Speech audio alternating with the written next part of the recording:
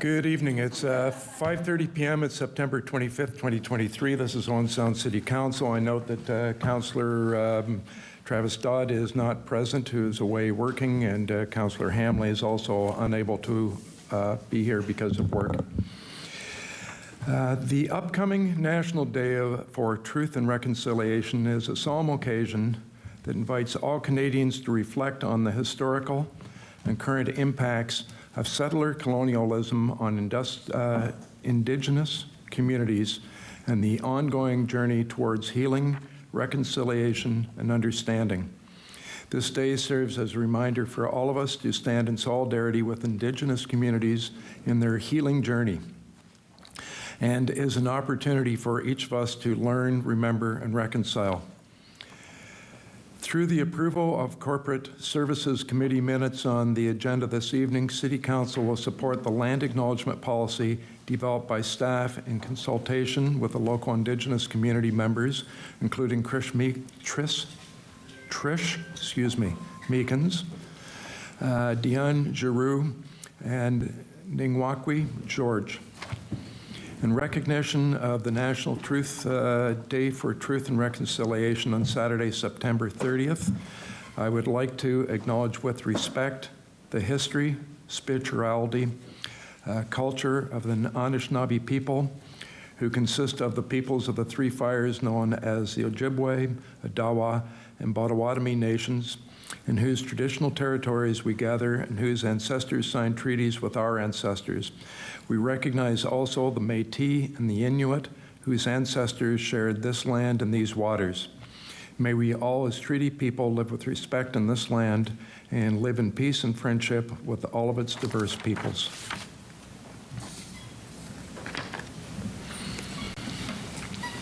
So number 2 in our agenda, Council, is there any additional business? Councillor Farmer? Oops. Sorry. I have one item of additional business. Thank you. Anyone else?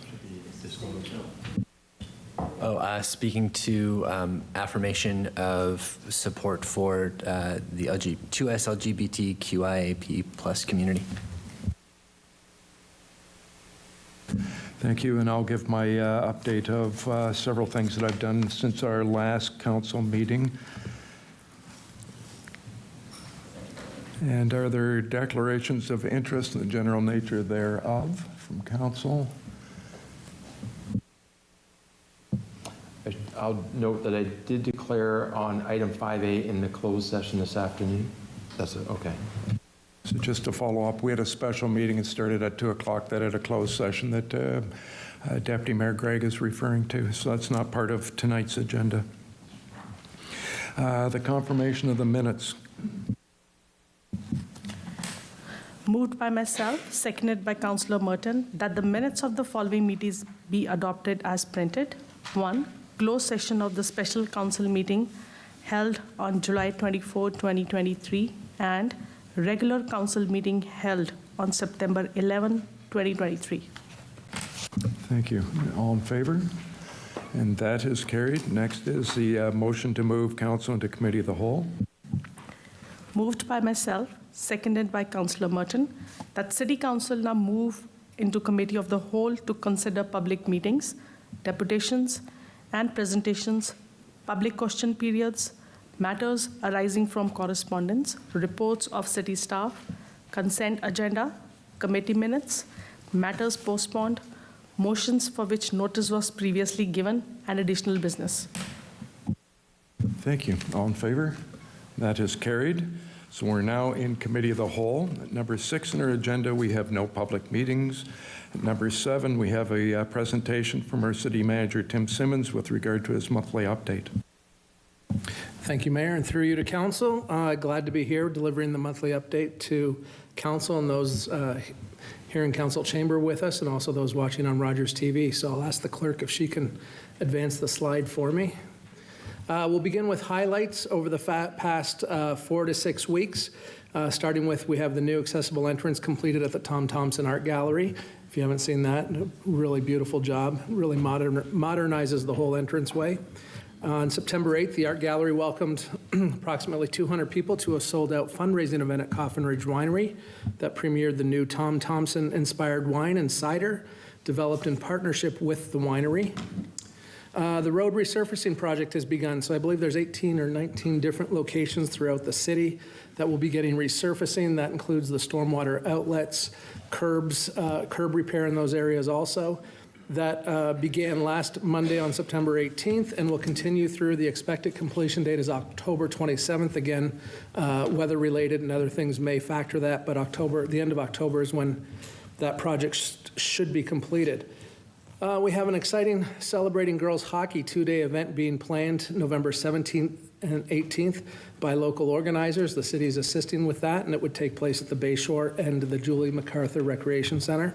River District and Owen Sound Police Services work together to host a wheel and ride event, giving away free bicycles and helmets to children. And again, it was a full house for that morning. We welcomed the 150th RCMP musical ride to the Bayshore Community Center. The Owen Sound Attack is back, preparing for a big season, so that's a great economic and tourism draw into the city, real supportive of the people that come in and participate and watch the games. We also hosted the Firefighter 9/11 Memorial Stair Climb event at the Bayshore Community Center, and I believe that's those firefighters that participated do 11 laps of the Bayshore on the inside, all the stairs, up and down 11 times. And that's approximate to the stairs in the 9/11 World Trade Tower. We've recognized last week 16 staff members, I'm really proud of this, who've dedicated their careers to public service, and those 16 members all have service time of 5 to 35 years. We do this annually every year, but it's great to have so many staff dedicating their career and their life to public service. Slide, please. We are transitioning from spring, summer to fall, winter operations. So again, be patient with grass cutting and other things going on as work crews are coming off, new work crews are coming on. I guess the next 2 weeks weather-wise, though, it still seems very much like summer, but those crews are transitioning now. We were able to host Coffee and Cars in the Concours de Le Mans, and that literally drew thousands down to the River District a week ago. On Saturday, the entire 2nd Avenue East from 7th through 11th was closed. We had about 140 cars parked on the street, everything from hot rods to classics, just gorgeous vehicles, just a ton of people. You could, just massive crowds to walk through, but a beautiful event for the downtown here. In a development, we have staff delegated approval of the SkyDev residential development, the former RCA site that has more than 700 units, and that has full site approval now. The Harrison Park Master Plan had more than 950 completed surveys through the Our City platform. So I know when we brought the Our City platform to council talking about engagement and how do we get better, more engagement from those here in the city and those that visit and use our facilities, and we launched the Our City digital platform. There's still a lot to be said about having in-person engagement, but this just opens up a new door to people. And to have more than 950 surveys completed is a real testament, I think, to that product that we launched. We finalized an agreement with Meaford for use of Owen Sound's Leaf and Yard Waste site for 2023. Hydrogen Optimized has received $3.5 million in funding to continue to expand its operations here in Owen Sound, and they're located in the former Tenneco site. We have site plan approval for 2 light industrial buildings in the East Ridge Business Park.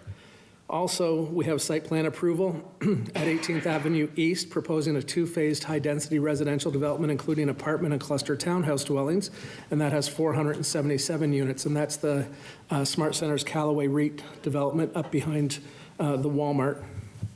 And we're in early stages of website redevelopment. There's now a survey available back to Our City, and that's ourcity.owensound.ca. The survey is seeking input on our current website and where we can improve that as we look at redeveloping the city's website to better communicate and better serve the citizens here in the city. Moving ahead and looking at October, November, and December committee meetings for our various committees. Corporate Services Committee. Next meeting is October 12th, and as you can see, it's the second Thursday of each month at 5:30 p.m. The lead director is Kate Allen. Reports will be coming forward on the 2022 year-end audit report, the 2023 Term 2 mid-year financial update, 2024 levy budget planning, and a virtual City Hall platform introduction, and that's one of the things we've also highlighted in our service review, but work has begun on that. And then, even though it's not essentially corporate services, it's citywide and council committee of the whole oriented, I wanted to make note now, December 1st, our annual budget meeting for operating budget here in council chambers, and that's a special council meeting at 9 a.m. on December 1st. Slide. Operations Committee, the next meeting is October 19th. Our lead director is Laura Whittefield, and it is the third Thursday of each month at 5:30 in the evening. October 19th, we'll have a compost site, which is the leaf and yard waste site, process and business plan report coming forward. The cigarette butt recycling pilot project, doesn't sound great, but we've worked in partnership with Waste Watchers on that pilot project, and so those results are coming forward at that meeting. We have a winter operations plan and update, and a transit dashboard data insight report. For the November meeting, we'll have an update to the emergency response manual, and that's just for the winter operations portion of that. And also a presentation from our consultant on Alpha Street reconstruction and the preferred alternative to that major project in the city. Slide. The Community Services Committee, the third Wednesday of each month. Lead director, beside me, Pam Coulter. For the October 18th meeting, summer events wrap-up. We'll have a presentation on early discussions on the Métis Park that's being developed, a fence bylaw update, a Harrison Park Master Plan engagement update, and of which I noted in the highlights of more than 950 surveys completed, provincial policy statement update, and also the September development update on development activity here in the city. In November, the November 15th meeting, a tree inventory update, Capitol Ball Diamond, Junior B Lacrosse Dressing Room 7 upgrades, hydro at the Julie MacArthur Regional Recreation Center and Bayshore, and really that's tied to, we've gone through a number of capital improvements to cut down on energy usage, and this report sort of delves into that and how those savings are coming along. And then the development update for October. And that concludes my update for council this evening.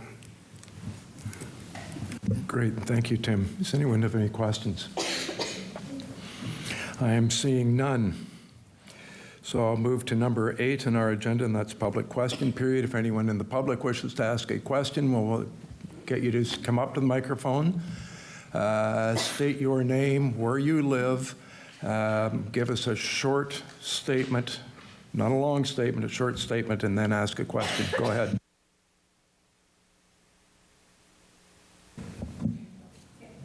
My name is Faith Leach, 1275 3rd Avenue East in Owen Sound. My question is to do with the old courthouse and jail property, which you are now looking at for rezoning. Now, this is a residential area, all completely around. And my question basically is, why are you allowing a large commercial activity in the middle of our homes? This has been quiet since 2011. And now, and the property was sold as an institutional, but obviously that was not the intent. And most of us didn't even find out what was going to happen and what they wished to put there until the end of July of this year, even though he'd had it for over a year, almost a year and a half.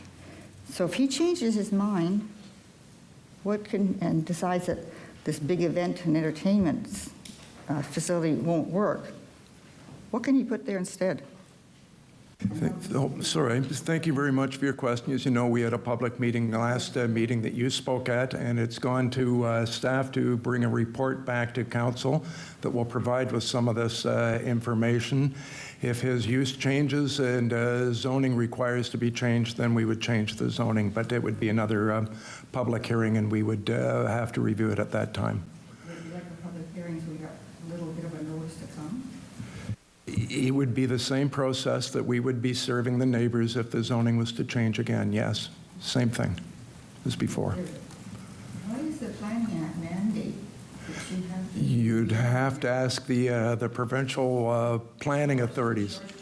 In your application guidelines. We follow the rules. I'm going to have to keep moving on here, but we follow the rules as provided by the province and with regard to planning applications.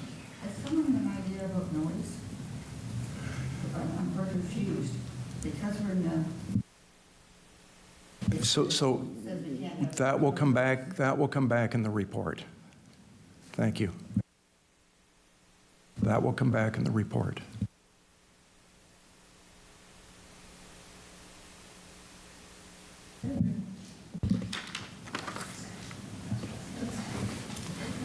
Yeah, thank you.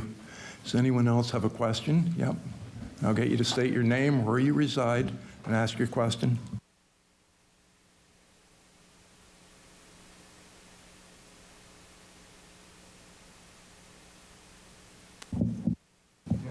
Okay. My name is Caitlin Dickinson, 811 3rd Avenue East. I spoke to many people on the street today who actually couldn't attend today because of accessibility issues, so I would like to mention that as well. They would have liked to be in here to speak as well. I have some questions. I know I'm not allowed to be up here for a long time, so thank you for putting up with me. I appreciate it. As far as accessibility, is it adequate to push accessibility onto Grey County when we have already a functioning committee with dedicated volunteers, volunteers who live with disabilities, volunteers who have already said that they do not wish this committee to be dissolved? Thank you for your question. We're going to be looking at that with the report and have a discussion with staff when it comes up. So you'll hear the answer to some of those. Is that something? My mic's turned off again. Is that something that we're able to discuss at all, or the vote is? Sorry, no, this is not a public meeting. It will be a council decision. Are you considering those volunteers who live with disabilities who have already voted that they think that the committee is worthy to continue?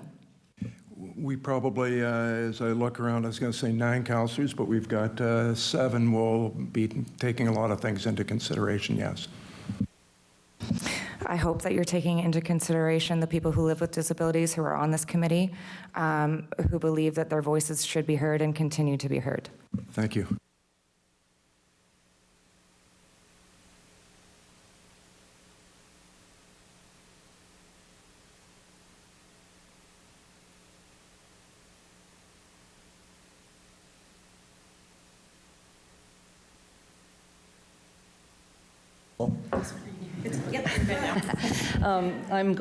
My name is Wanda Fitzgerald. I live at 1348 6th Avenue West. I've recently returned to Owen Sound after being away for many years, but I grew up here, and I'm going to add more to the accessibility issue. I'm absolutely appalled at the notion of dissolving the... Okay, I'm just going to put you on hold here. It isn't a public meeting. It's a chance to ask council questions. So I'll get you to push that button again. There is, it is accessible. There's Braille just across the bottom. Okay, thank you.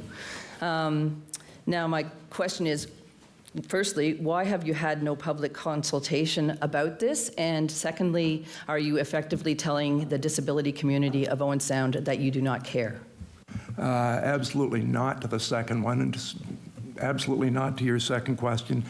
To the first question, it's council's decision what we do with committees.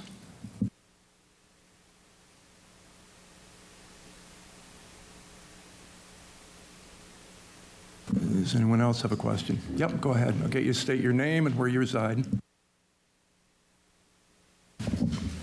My name's Tyler Stoddard. I live at 732 8th Street East on Sound. I wasn't at the passive protest today, but as you can see, that ended up going on for a few hours today, and there's a few people, few concerned citizens that were there today asking questions, such as a couple councillor members, I was told. But yeah, I moved back here 4.5 years ago, and I've been seeing this city kind of going downhill with like the bus system going downhill, taxi system going downhill. There's no access to disability, so where do we put human rights before profit? Like I think like the city of Owen Sound on their website calls themselves the Corporation of Owen Sound, so that explains a lot about how capitalism is taken over like human rights in Owen Sound. Like where does human rights go underneath like profit? Like, so my question is, are you considering like human rights before profit of the city? We're required to consider human rights on all decisions, and the corporation, the city of the corporation, the city of Owen Sound, is a not-for-profit incorporation. It's been incorporated under the Municipal Act. Thank you. Okay, anyone else? Good, thank you. We will then move on to number 9 in our agenda, and we have no correspondence received, which council is required to consider. At number 10, report from city staff. A report from Deputy Clerk with regard to the Accessibility Advisory Committee follow-up and 2024 council and committee meeting calendar. At its last meeting, City Council requested additional information on the Grey County Joint Accessibility Advisory Committee prior to making a decision on whether to dissolve the city's Accessibility Advisory Committee. As noted in that housekeeping report, the benefits of the recommendation to dissolve the city's committee include reducing duplication, continuing to grow partnerships with the county and neighboring municipalities, and strengthening the city's standing committees by including members with disabilities. Like the city's committee composition requirements, the county's terms of reference do not specify residency requirements for public members. The Grey County Clerk and Accessibility Coordinator have confirmed that one of the 6 public members on the committee resides in Owen Sound. Of the 5 public members on the city's committee, 4 members identify as having a disability, and 2 of those members do not reside in Owen Sound. Since there's no requirement in the county's terms of reference that one public member be from each of the participating municipalities, there would not be an automatic recruitment for an additional public member if the city were to join the county's committee. The report provides an overview of the process for City Council to request an additional city representation on the county's committee. From Grey County staff's perspective, specifying a certain number of members reside in the city of Owen Sound would stray from their current committee structure. Grey County risks treating the city differently in terms of residency stipulations, and the terms of reference were written to be flexible. Ultimately, it would be a county council decision. The Grey County Committee meets electronically between 4 and 6 times each year, which is similar to the city's committee meeting schedule.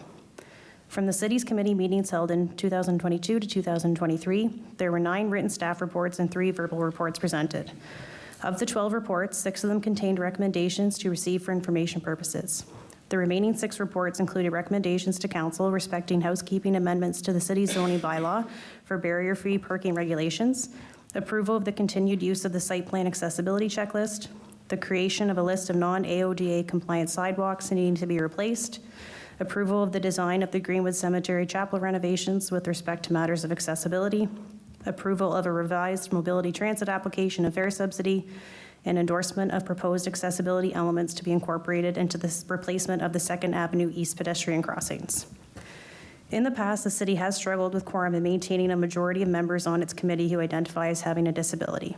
In 2018 and 2020, meetings had to be canceled since there was not a majority of members with a disability on the committee. By joining the county's committee, the city would no longer be competing with Grey County to recruit applicants for an accessibility advisory committee. In addition, it would allow current members with disabilities to apply to other city committees that require public input. Typically, individuals with disabilities that have an interest in serving on a city board or committee are placed on the Accessibility Advisory Committee in order to meet the Accessibility for Ontarians with Disabilities Act requirement that the committee include a majority of members with disabilities. The city's Accessibility Advisory Committee met on Friday, and the chair has provided a letter to council, as their minutes will not come forward to council until October 23rd. The committee recommended that council maintain the committee and that staff review joining the Grey County Committee prior to the 2026 municipal election. And then moving on to the draft calendar. On an annual basis, City Council approves the council and committee meeting calendar for the following year. Early approval of a calendar of meeting dates provides council, board and committee members, staff, the public, and the media with advance notice of all meeting dates. Attached to the report is a draft of the 2024 council, board, and committee meeting calendar. A similar number of meetings is being proposed for 2024 compared to previous years as indicated in the report. The Tom Thompson Art Gallery Advisory Committee meetings have been reduced to quarterly meetings, and the Community Development, Tourism, and Culture Advisory Committee meetings have been removed as per the resolutions carried at the previous council meeting. The Service Review Implementation Ad Hoc Committee and Strategic Planning Ad Hoc Committee meeting dates have also been included on the calendar. The recommendation in the report is as follows: that in consideration of staff report CR 2377 respecting Accessibility Advisory Committee follow-up and 2024 council and committee meeting calendar, City Council, 1, direct staff to dissolve the Accessibility Advisory Committee as part of the 2024 Board and Committee bylaw. 2, direct staff to send an opt-in letter to Grey County for the Grey County Joint Accessibility Advisory Committee. And 3, approves the 2024 Council and Committee meeting calendar as attached to the report with the inclusion of any changes to the Accessibility Advisory Committee. And with that, Mayor Body, I'd be happy to take any questions. Good, Stacey. Thank you, Stacey. Questions? Carol, go ahead. Through you, in my position as Vice Chair of the Accessibility Advisory Committee, first of all, I'm asking for a recorded vote. My comments are as follows. Just as we are asked to shop local, eat local, support local, I suggest that we need to listen local. Diluting the representation of this committee from 4 members with self-identified disabilities for the chance to have 1 or perhaps 2 representatives on the Grey County Joint Accessibility Committee who do not have to be identified as having a disability does not service our current or future residents maximally. Owen Sound has unique accessibility-related issues not mirrored in other municipalities. We all benefit from citizen engagement, and in particular, the focus of the Accessibility Advisory Committee. That perspective is not always guaranteed to be represented on other city committees. This has been evidenced in the past when members applied but were not accepted onto other committees during the selection process. The expression, "you don't know what you've got until it's gone," could not be more evident than in this committee. In the letter to Mayor and Council from Christine Farrell, Chair of the Accessibility Committee, sent on behalf of the committee members, a list of accomplishments was provided. These accomplishments were achieved as a result of the perspectives, voices, and content expertise around the Accessibility Advisory Committee table. All our residents, current and into the future, benefit from this. Let's reaffirm our advocacy statements that we say the City of Owen Sound is committed to offering persons with disabilities the opportunity to pursue healthy and balanced lifestyles. This commitment extends to residents, visitors, and employees with visible and/or non-visible disabilities. This city reaffirms its commitment to meet the requirements of the Ontarians with Disabilities Act, Accessibility for Ontarians with Disabilities Act, and the Ontario Human Rights Code. I will be voting against the dissolution of this committee. Thank you. So we're going.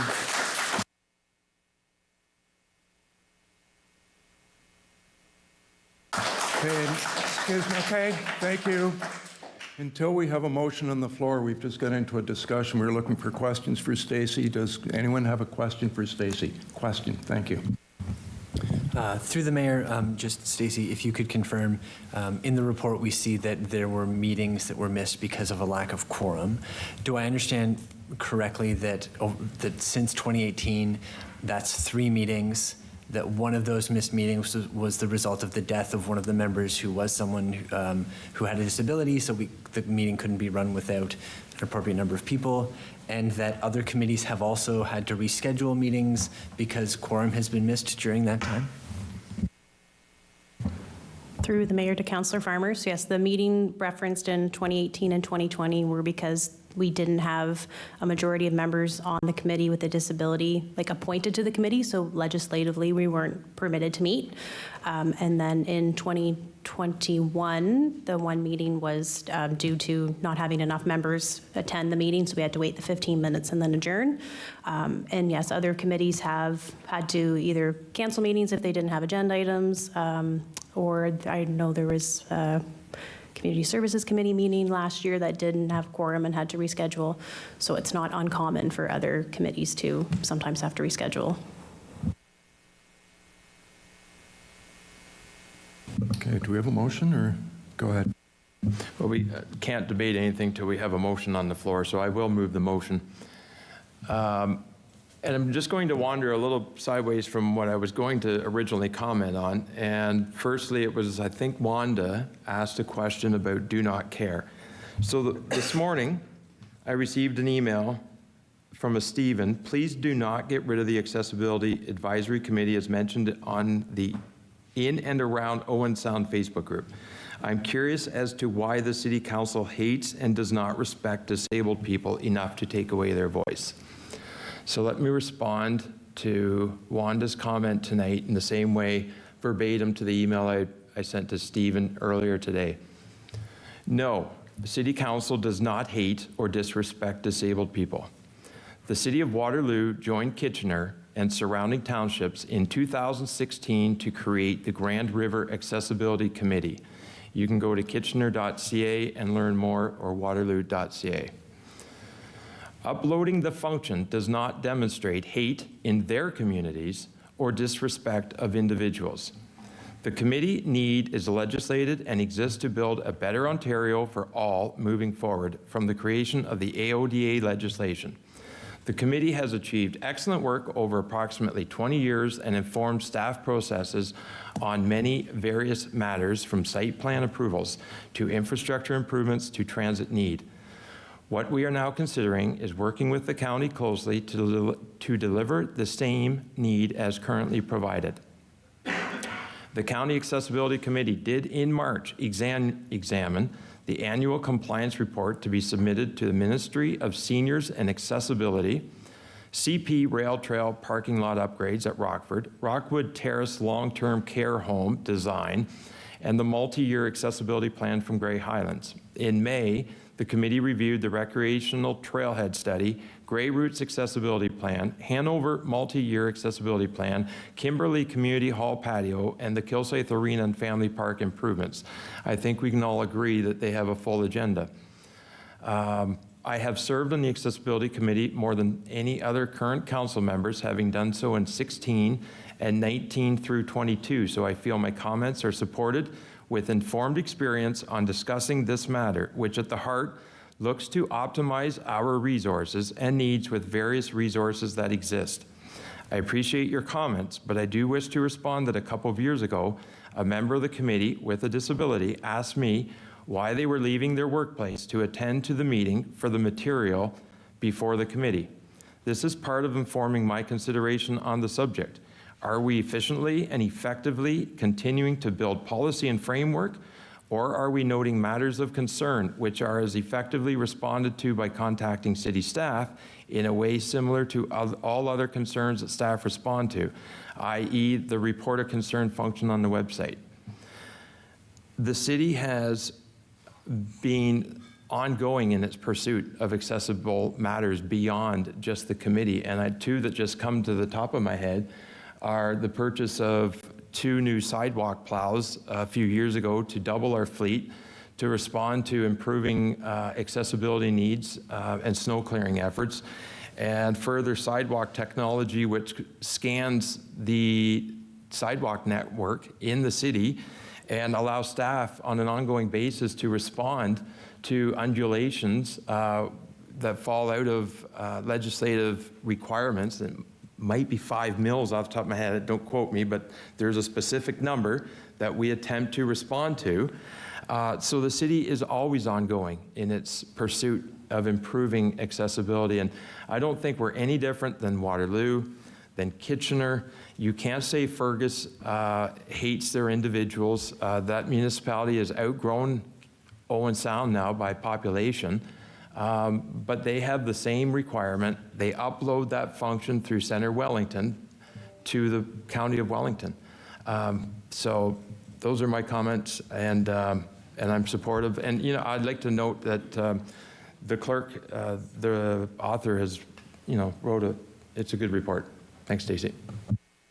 Thank you. Others? Councillor Kepke. Just a quick question, Your Worship, and I don't know who can really answer this, but identified by the chair of the Accessibility Committee are accomplishments and contributions that the committee's made over the past few years. I just wondered if there were any of these accomplishments or contributions that would not have been dealt with by Grey County if they had the Accessibility Advisory Committee there. I just don't understand why they would ignore anything in Owen Sound if there was an issue that had to be dealt with at that level. Okay, anyone else? Was that a question? I think it was more a statement. Councillor Farmer? Through the mayor, I can't support the motion as it's presented. And there are a variety of reasons for that. I think that as we speak in our strategic plan to having values of caring and integrity and creativity, the substance of this motion is, and the reasons for it seem to be presented in the report as dealing with the operations of the city from more of a mechanical perspective. Like, are we legally compliant? Are the things that need to be reviewed being reviewed? And it's clear that other communities are doing fine with the Grey County Advisory Committee, but we've also heard in our conversation 2 weeks ago and in the various emails and letters that we've received since then that the local community and our current committee have concerns about that, about local representation, about local expertise being brought to the conversations that are happening. And when we look at the scope of work for the Grey County Committee, it does include reviewing other services and issues as brought up. I think it's number F on that particular list. And as we consider how that might function, I can imagine that might work. But the mechanical part of this conversation is different, I think, than the relational part of this conversation. And the fact that this decision was a surprise to the people who are currently on the community, to the community of people with disabilities in Owen Sound, which include people who are born with disabilities, people who become differently abled through their lifespan, including aging. And we work in our statements here with this updated strategic plan to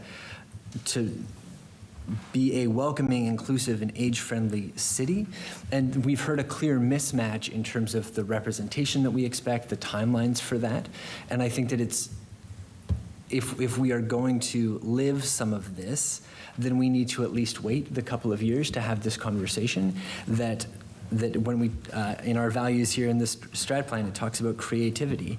And if we are hearing from staff or from, as the deputy mayor spoke to members of the committee, that they would like to have more substantial conversations, then we can be creative and recognize that we have an asset that might not be being used to its greatest extent in terms of building relationships, collecting feedback. I think especially in light of the conversations that took place around the idea of having a subsidized bus fare, for example, for people who are on ODSP or Ontario Works, that the voice of the committee in that instance was diminished by bringing that conversation somewhere else, and certainly was felt to be diminished in that action, I think reflects that we can be operating from a place of meaning no disrespect, but if the community that is being impacted by our decisions is feeling disrespected, is feeling diminished, is feeling unheard, that we need to do the respect part of listening to that and responding appropriately. If we have struggled in the past to get an appropriate number of members for the committee, I think that too is the responsibility of the city and of city council to make sure that we are creating opportunities for engagement that are meaningful, that are at times when people can participate. I noticed that the Grey County Joint Accessibility Advisory Committee honors people's time by providing mileage or helping them to make it to those meetings. And there are a variety of barriers that we may not have heard discussed that impact things like committee membership to begin with, but also the experience of people who are showing up in that way. And if we take this decision now, which may be from a legitimate mechanical perspective, it might be more efficient for staff time. The equally robust conversations may happen at that county table, but if we take that decision now, we sacrifice the relationship. And it's not up to us to tell other people whether we are respecting them or not. Their feelings and their own responses will provide that information. If we do this now, we risk not having appropriate representation. We risk failing our own stated values. And if we're only prioritizing efficiency from the mechanical perspective and not the relationship perspective, then I think that we will be failing to build community and build connection and not just say, but to also show that this is a place where everyone is welcome, where we want everyone to be able to live well. So I will not be supporting the motion as it is on the floor.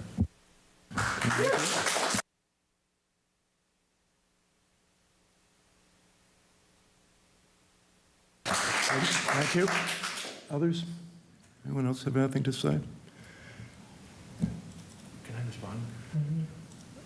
You moved the motion, you get to go last, so unless there's anyone else, Marion, go ahead. I'd like to move an amendment to the motion, Your Worship, and that is to add where it says direct staff to send an opt-in letter to Grey County for the Grey County Joint Accessibility Advisory Committee, and that the city request their consideration of an additional member from the Owen Sound Accessibility Committee. Okay, so that's, Through Your Worship, just to confirm, is that a friendly amendment to the mover, or is this a separate amendment? so we're going to vote on that separate. Any discussion on Marion's amendment, Councillor Kepke's amendment? Seeing none, go ahead. Through the mayor, is this my understanding was that that was already part of what was being planned, that if this goes through, that the mayor and deputy mayor had previously spoken to requesting an amendment and going through the county's channels to add someone at like another spot, and specifically from Owen Sound, or did the feedback from the county clerk say that that wasn't how we could do that? Like, we spoke about this a couple weeks ago. Through Your Worship, it's not part of the current motion, but it can be added as requested by the councillor.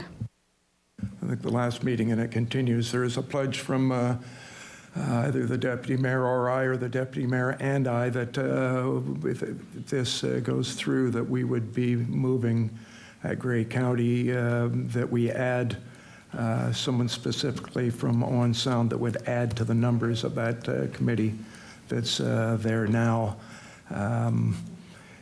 In some loose discussions, I'm not going to tie anyone's hands to it, I've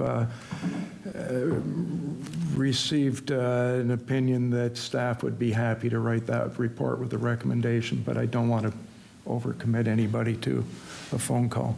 Okay, anyone else? Okay, if I can speak to it, I've heard some different things. Let's be very clear. We've had a great committee.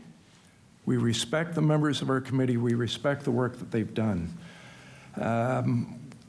We just did a service review where everyone at this table voted to work more with our fellow municipalities and with Grey County to try and find efficiencies. I believe that we can find these efficiencies, and if it doesn't work in a year, we can bail. We can pull back. At the same time, I'm thinking of one member that's been on that committee for years that has tried to get on other committees, and we've thought, great, it would be great to have that person on these committees, but unfortunately, we needed to put them on that back to the Accessibility Committee to try and get to that the number of disabled people. We will welcome, and I'll stay here, when we go through all of our other committees and start making public appointments to that committee, I will gladly support anyone that's on the Accessibility Committee that's worked very hard to put them on other committees and spread that accessibility around. So that's my position. I will be supporting this, and that's basically why. So I guess it's over to you to record the vote. Go ahead. Through Your Worship, at this time, it is the amended motion we're voting on, and it hasn't been requested to be recorded. Okay, so I will call the question on the amendment. All in favor? One, two, three. So this is on Marion's amendment, that it's just adding that to that includes the letter going to Grey County asking for the addition of that person. Okay, we're clear on the question? Okay, in favor, opposed, in favor? 1, 2, 3, 4, 5, I'm 6, 1 opposed is 7. 6, sorry, so that's carried. 1 opposed. So then to the recorded vote. Through your worship, so the motion is as written, and then including the suggestion from Councillor Kepke, and I'll now go through the councillors. So Councillor Farmer. Opposed? Councillor Kepke. In favor. Councillor Kukraja. Opposed? Councillor Merton. Opposed. Councillor Middlebrow. In favor. Deputy Mayor Gregg. In favor? Mayor Body.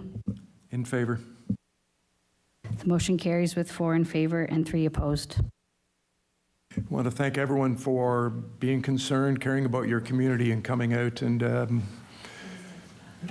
even though you're opposed to how we ended up, we thank you for your input. So at 10B, I believe, is next, which is a report from Manager of Corporate Services with regard to multi-year capital plan update.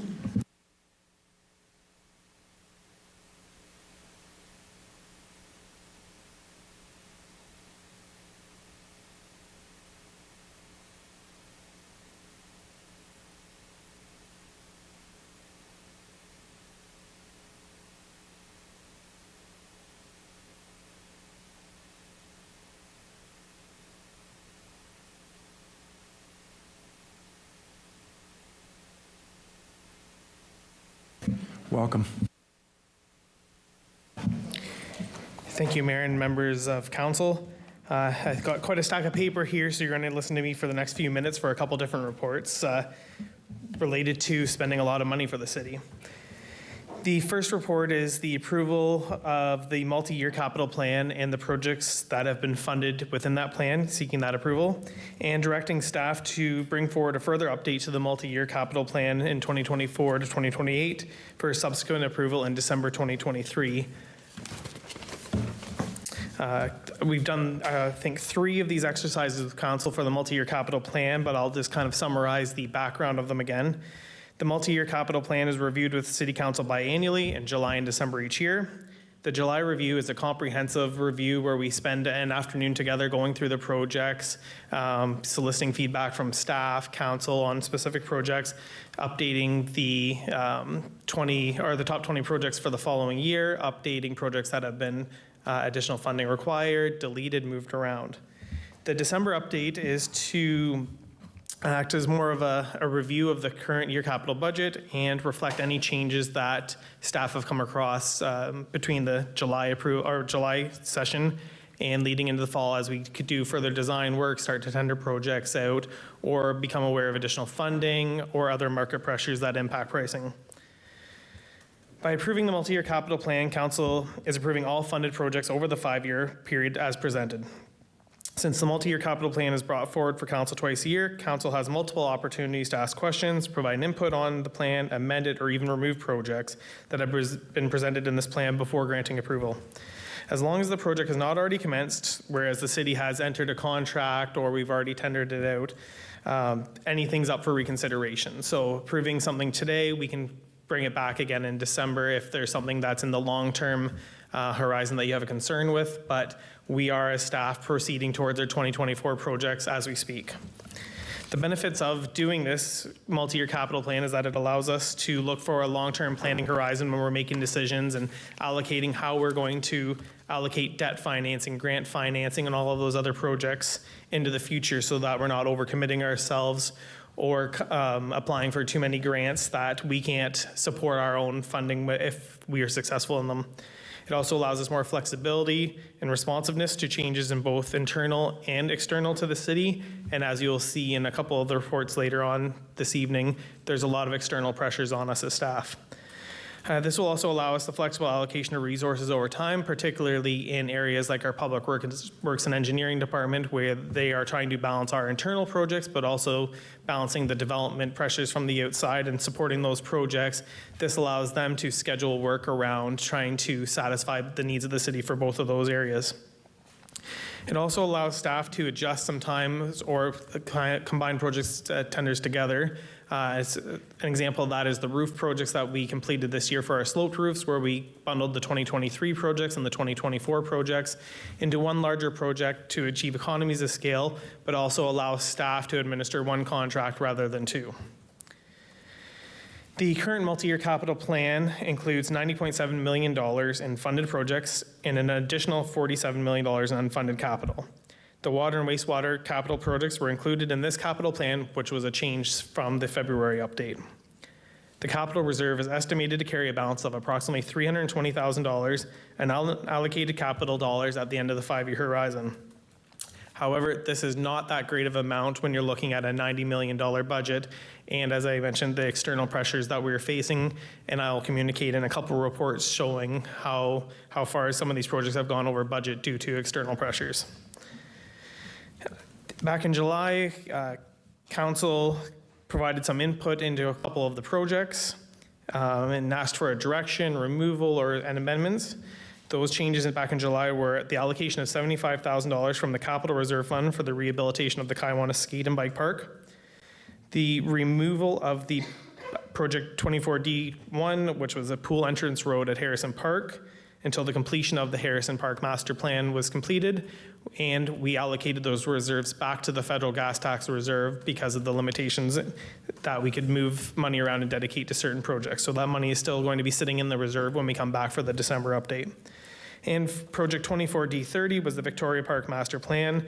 The project funding, which was going to be used for external consultants, has been removed. However, we note in this report that the project will still proceed utilizing internal resources only.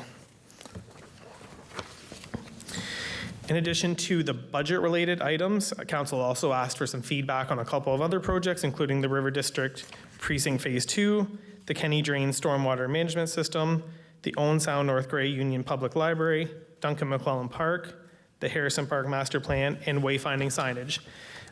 This report contains attachments for the wayfinding signage to explain the multi-year projects that have been completed for that specific project.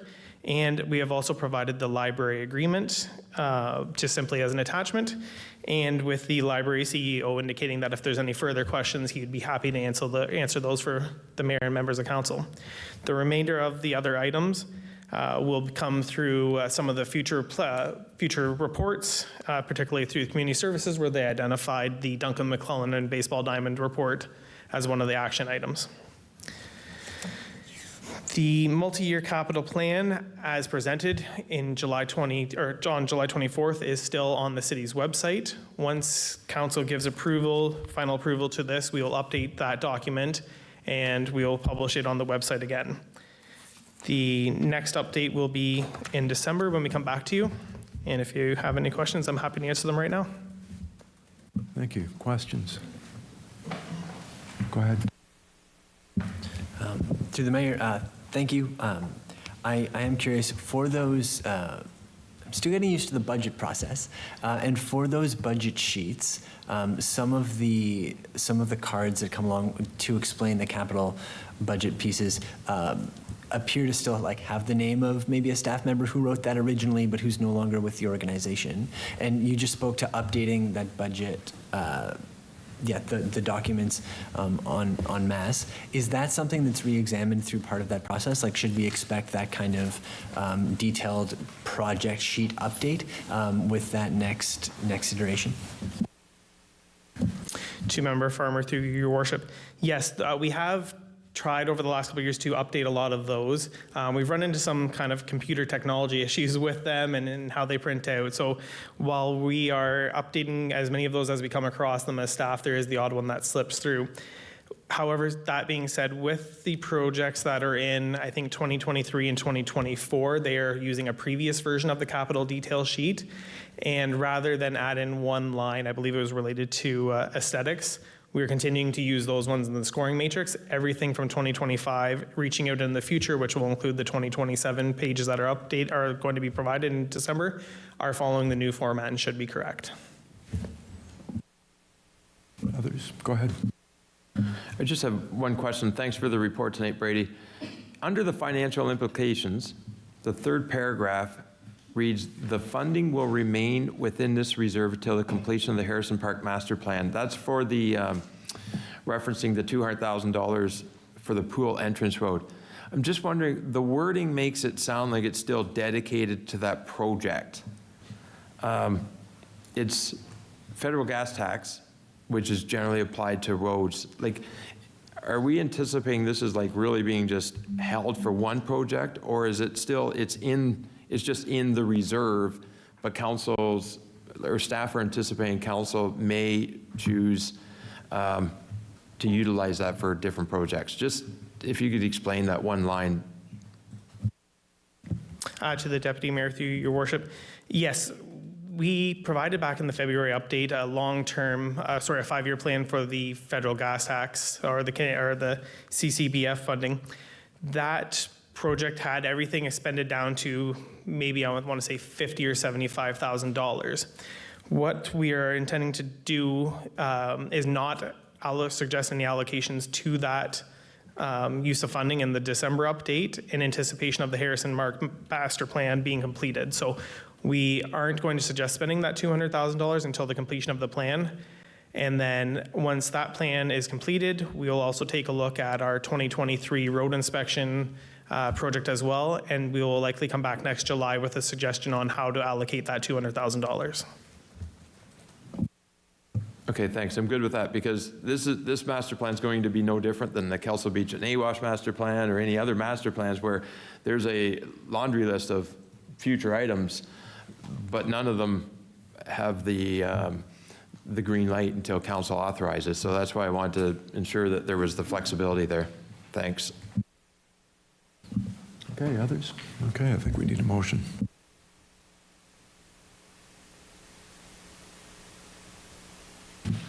I'm happy to move the recommendation. You're tentative. Okay, any other, don't see any other discussion, so I'll call the question. All in favor? So that is carried. I think you're on for the next one too. Well, go ahead. Thank you, Mayor Boddy. Now we are getting into spending some of this capital money that we've just discussed. This report is to award request for proposal 23-027 for the pre-selection of new mechanical fine screenings and removal equipment for the Owen Sound wastewater treatment plant to the highest scoring proponent, Claro Environmental Technologies and Equipment, at an upset limit of $710,488.32, including the non-refundable allocation of HSE, and to also direct staff to bring forward a bylaw to authorize the mayor and clerk to execute the agreement, which, if approved, we will bring to the October 23rd meeting. The background for this report, and I'll read it a little bit more detail now so I don't have to for the next two reports following, is that in accordance with the city's procurement of goods, services, construction, and consulting policy, the award of all purchases above $250,000 must be approved by council. This report has been drafted to provide council with the necessary information to approve the award of RFP 23027. The engineering design component of the process for the replacement of this equipment at the wastewater treatment plant was awarded to J.L. Richards and Associates through delegated authority on October 24th, 2022. As part of the design process, J.L. Richards has completed a review of the wastewater treatment plant processes and has identified options for optimizing the fine screening and removal process. J.L. Richards prepared a request for proposal for the pre-selection of the new equipment associated with this optimization to find the most suitable and cost-effective system for the wastewater treatment plant. The pre-selection process allows for a more accurate design process, allowing for the shop drawings to be produced by the equipment manufacturer so that the equipment can be purchased ahead of the construction tender to mitigate the long design and manufacturing lead times that we're currently facing for many of our projects. For the project to be completed within the project or the desired project timeline, J.L. Richards recommends the award of the RFP for the design component, in order for the design component to be completed by the end of 2023. The city will be responsible for all the costs associated in developing and approving the shop drawings that will accompany this construction tender.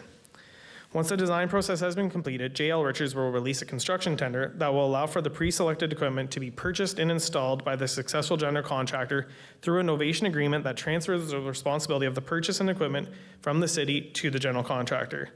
The tender for construction is anticipated to be awarded in spring 2024. This document was issued and closed in August of this year, and we received 3 bids before closing. The proposal was scored on a weighted criteria, with the technical component being valued at 70% and the financial part being valued at 30%. Of the 30%, I believe 25% was for the capital cost, and the remainder was for the operating cost. So we were looking at the entire life cycle of these assets, not just what is it going to cost us on day number 1. Claro Technologies received the highest score and is recommended by city staff and JL Richards to be awarded the contract for the pre-selection of the screening equipment. It is anticipated that the shop drawings and specifications will be completed within 4 to 6 weeks after the award of the pre-selected equipment. The equipment is estimated to be delivered 18 to 24 weeks after submittal approval. A more detailed schedule will be defined at the time of the award of the construction component of this project. With respect to the financial implications, the approved budget for the construction component of this project is $1.8 million and is funded from the wastewater user fees.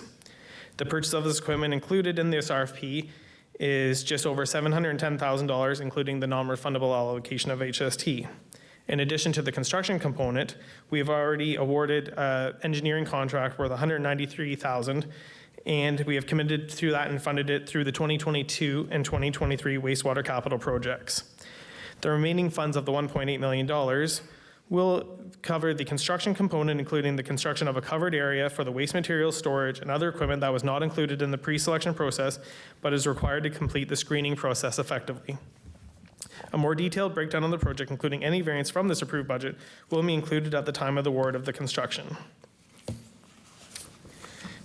With that, I'm happy to answer any questions about the purchasing side of this, and if we have any questions that are more technical related, I'll defer to the Director of Public Works and Engineering. Councillor Kepke. Thank you. Just a quick question. What had we budgeted for this?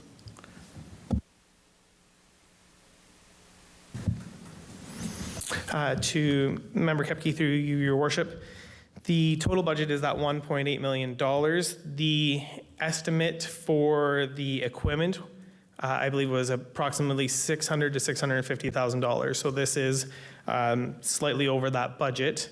However, the manager of Public Works has communicated this back to the engineering consultant to try and take that into consideration for the design of the building and all of the other processes, stating that we've already kind of lost that little bit of wiggle room to start off with.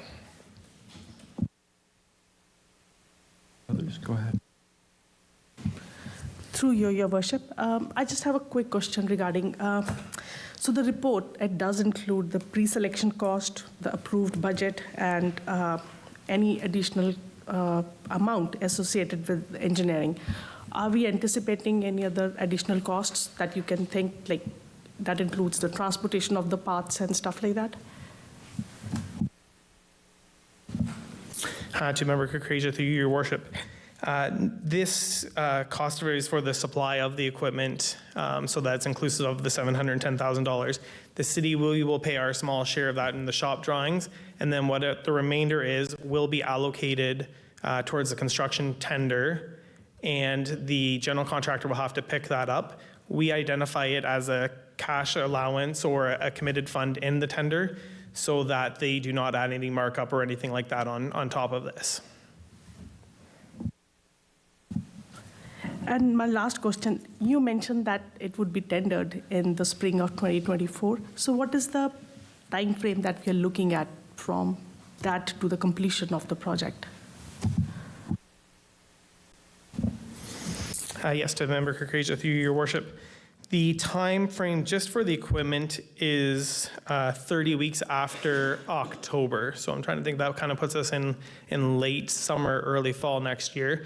The rest of that kind of construction schedule depends on the remainder of the items that need to be factored, the construction of the smaller building and any other process upgrades. So I'm thinking that late fall next year is probably our anticipated completion date, but when we award the construction tender, we will be able to lock that in a little bit closer.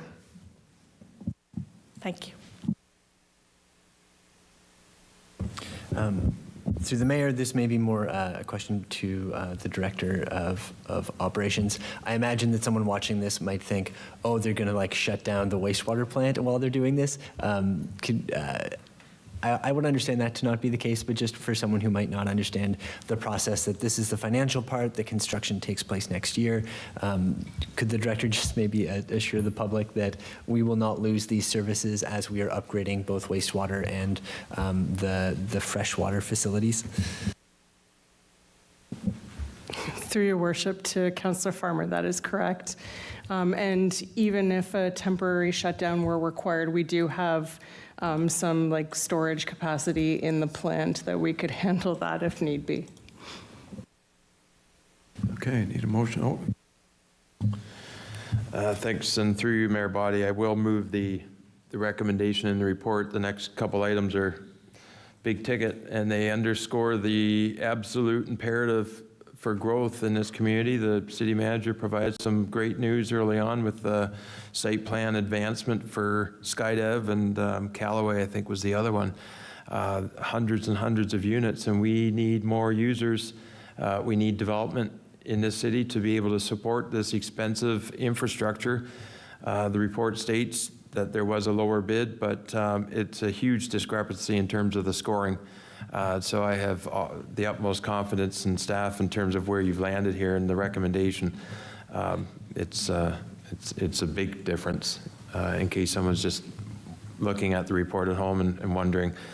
And also, this is also somewhat underscoring, you know, our sanitation is meant for sanitation, and speaking to some of the material that is entering the sanitation stream that our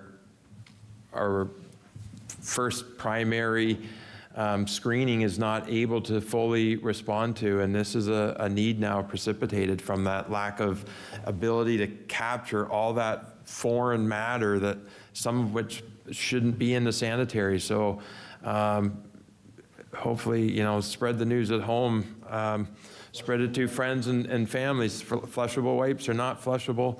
And by extension, many other matters shouldn't be going into the sanitation because it has tremendous downstream impact, and this is underscoring some of the impacts that it has. So those are my comments. Thanks. So some matters matter. Okay, call the question. Scott's moved the deputy mayor, what's your name? Greg has moved it. All in favor? And that is carried. Brady, why don't you just stay where you are and see if you can find another report for us or two. All right, thank you, Mayor Body. On to report number 3. This report is seeking the approval to award tender RFT 23004 for the filter upgrade at the water treatment plant, and this being the construction component of that. We are looking to award it to the lowest compliant bid received for a value of $4,785,436.99, including the non-refundable allocation of HST. This will be awarded to North American Construction 1993 Limited. We are looking for additional approval for an additional $416,000 in provisional and construction contingency allowances to be added to the budget for this project, and then looking to to bring forward the bylaw to direct staff or the mayor and clerk to enter into the construction agreement and the novation agreement with North American Construction, with the novation agreement being the second phase of the project that we discussed with council last November or December, where we once again pre-selected some equipment, made the commitment to purchase it, and now we are passing that responsibility for the final delivery and installation over to North American Construction Limited. The background component is, once again, this project is over $250,000, and that is why I'm here presenting this report to you to seek this approval. The project this is a very similar statement to when we pre-selected the equipment last fall, is that there's 3 capital interrelated components to this project, being the installation of an air scour system to improve the filter performance, the replacement of the under-drain system, which is at the end of its useful life and cannot be relied upon to physically support an air scour system, and the replacement of filter media at the same time. Throughout the design process and working with the capital plan, the manager of public works and the water superintendent also have asked the engineer to include the installation of the UV equipment that we purchased back in April or May through council. Rather than having a separate contract, the city has purchased this equipment. It is anticipated to show up on site this fall. So when the contractor's already in there, we have one construction site and everything's tore apart. We've also added in the installation of that unit. The combined upgrades for this project will substantially increase the asset's useful life and improve the filter capacity, particularly during wet weather events. The tender was called in compliance with the city's purchasing bylaw and closed on September 8th, 2023, and we had 3 bids ranging from $4.785 million to $5.8 million, so quite a range. And to be honest, probably a few less bidders than what we would anticipate for a large-scale project like this. In addition to the base tender price, which is the $4.7 million, the consultant and the city staff are also recommending the addition of some provisional items, particularly around the concrete surface of the existing filters. Those filters are in use, so we are unable to kind of get a full understanding of what's underneath there or scan the concrete. So the consultant has kind of taken an estimate based on similar projects in the past, and they put those items in as provisional items to be expended at the written approval of the consultant and the city. So once they get the drains emptied, they can see the cracking, they can say this needs to be filled or this does not need to be, and the prices have been identified through the tender process. The provisional pricing received from North American Construction is $216,443. So that's kind of that number could be significantly lower. However, there is potential that it could be a little bit higher depending on the severity of the deterioration underneath. In addition to the provisional items, we are also suggesting a contingency allowance for the construction because we are touching so many different components of this aged building. And once again, we can't see what's in the pipes. We can't see what's behind them. We can't see what's behind the concrete. So staff are recommending a $200,000 contingency allowance, once again, to be expended with the written approval of the city consultant and the city. The contingency allowance is recommended to be $200,000 or approximately 5.5% of the construction-related items in this tender. RV Anderson, who's the consultant for this project, and staff recommend the award of the tender to North American Construction, including for the $4.785 million. The consultant has worked with North American Construction on many water and wastewater projects in the past, and confirmed they have the capabilities to perform this work. For the financial component of this project, the approved project or budget is $5,035,000, with up to $2.8 million being funded by the federal and provincial governments, and the remainder funded from water user fees. So with that $2.81 million, you'll notice I said up to. So if we were to not do the project, that money does not come to the city. If we were to change the scope of the project, it would only be for the percentage of the work that we had applied for the grant for. So by removing an item doesn't necessarily mean we would get to keep that $2.8 million. With taking this into consideration, the updated budget is based on now the awarded or the subject or recommended award for construction and the already awarded design and engineering and equipment purchases to be updated to $5,567,000, which is $532,000 higher than the approved budget. And once again, this is kind of an up to number. Based on the tender price, we know that will be at least $115,000, but there's a potential for an additional $416,000 at this stage of the project. Once the project is completed, the Treasurer's report, year-end report for 2024 will then include the final costing and will make the recommendation on how we're going to fund the remainder of this project. It is anticipated at this time that will be through debt financing. If the project is awarded tonight and the bylaw is signed in October, it's anticipated that construction will take up to 65 weeks to construct, which means the project will be completed by the end of January 2025. The project team will communicate any impacts on the water users during this period because they will have to deal with some flow issues, but we've got lots of time to plan that out and work with the contractor to plan accordingly. With that, I'll take any questions, please. Great, thank you. Go ahead, Mary. Move the recommendation. Any questions? Go ahead. Would you mind, please, through your worship, explaining about the debt financing and the impact that that will have for us? Through your worship, this project, prior to the increase, was always intended to be funded by debt. So ultimately, any amount over and above the original budget would increase that principal and interest payment at the time that the project is complete. That principal and interest payment will be taken into account when we look at our future water rates and make sure that it's sustainable over time and we have the rates to cover them over the life of the instrument. Thank you.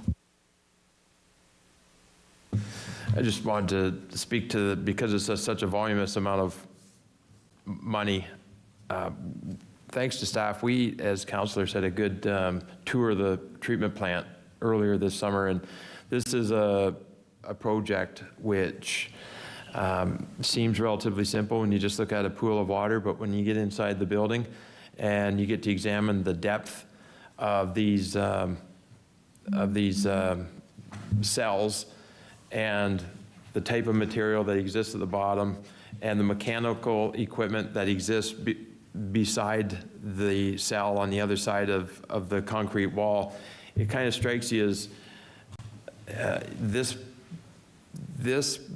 building was made to last forever, but unfortunately they don't.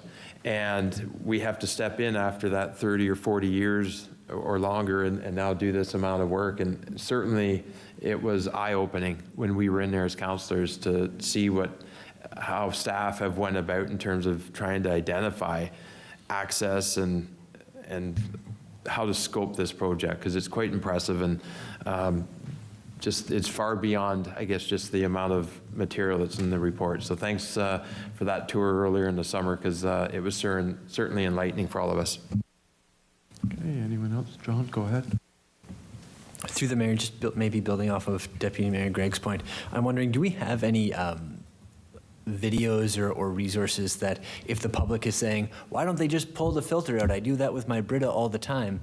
If there's maybe not that understanding of what this is and what this looks like, do we have any resources that are like a tour? I got to go in like grade 4 and I got to go again this year, but I know there are a lot of people who have never had the pleasure.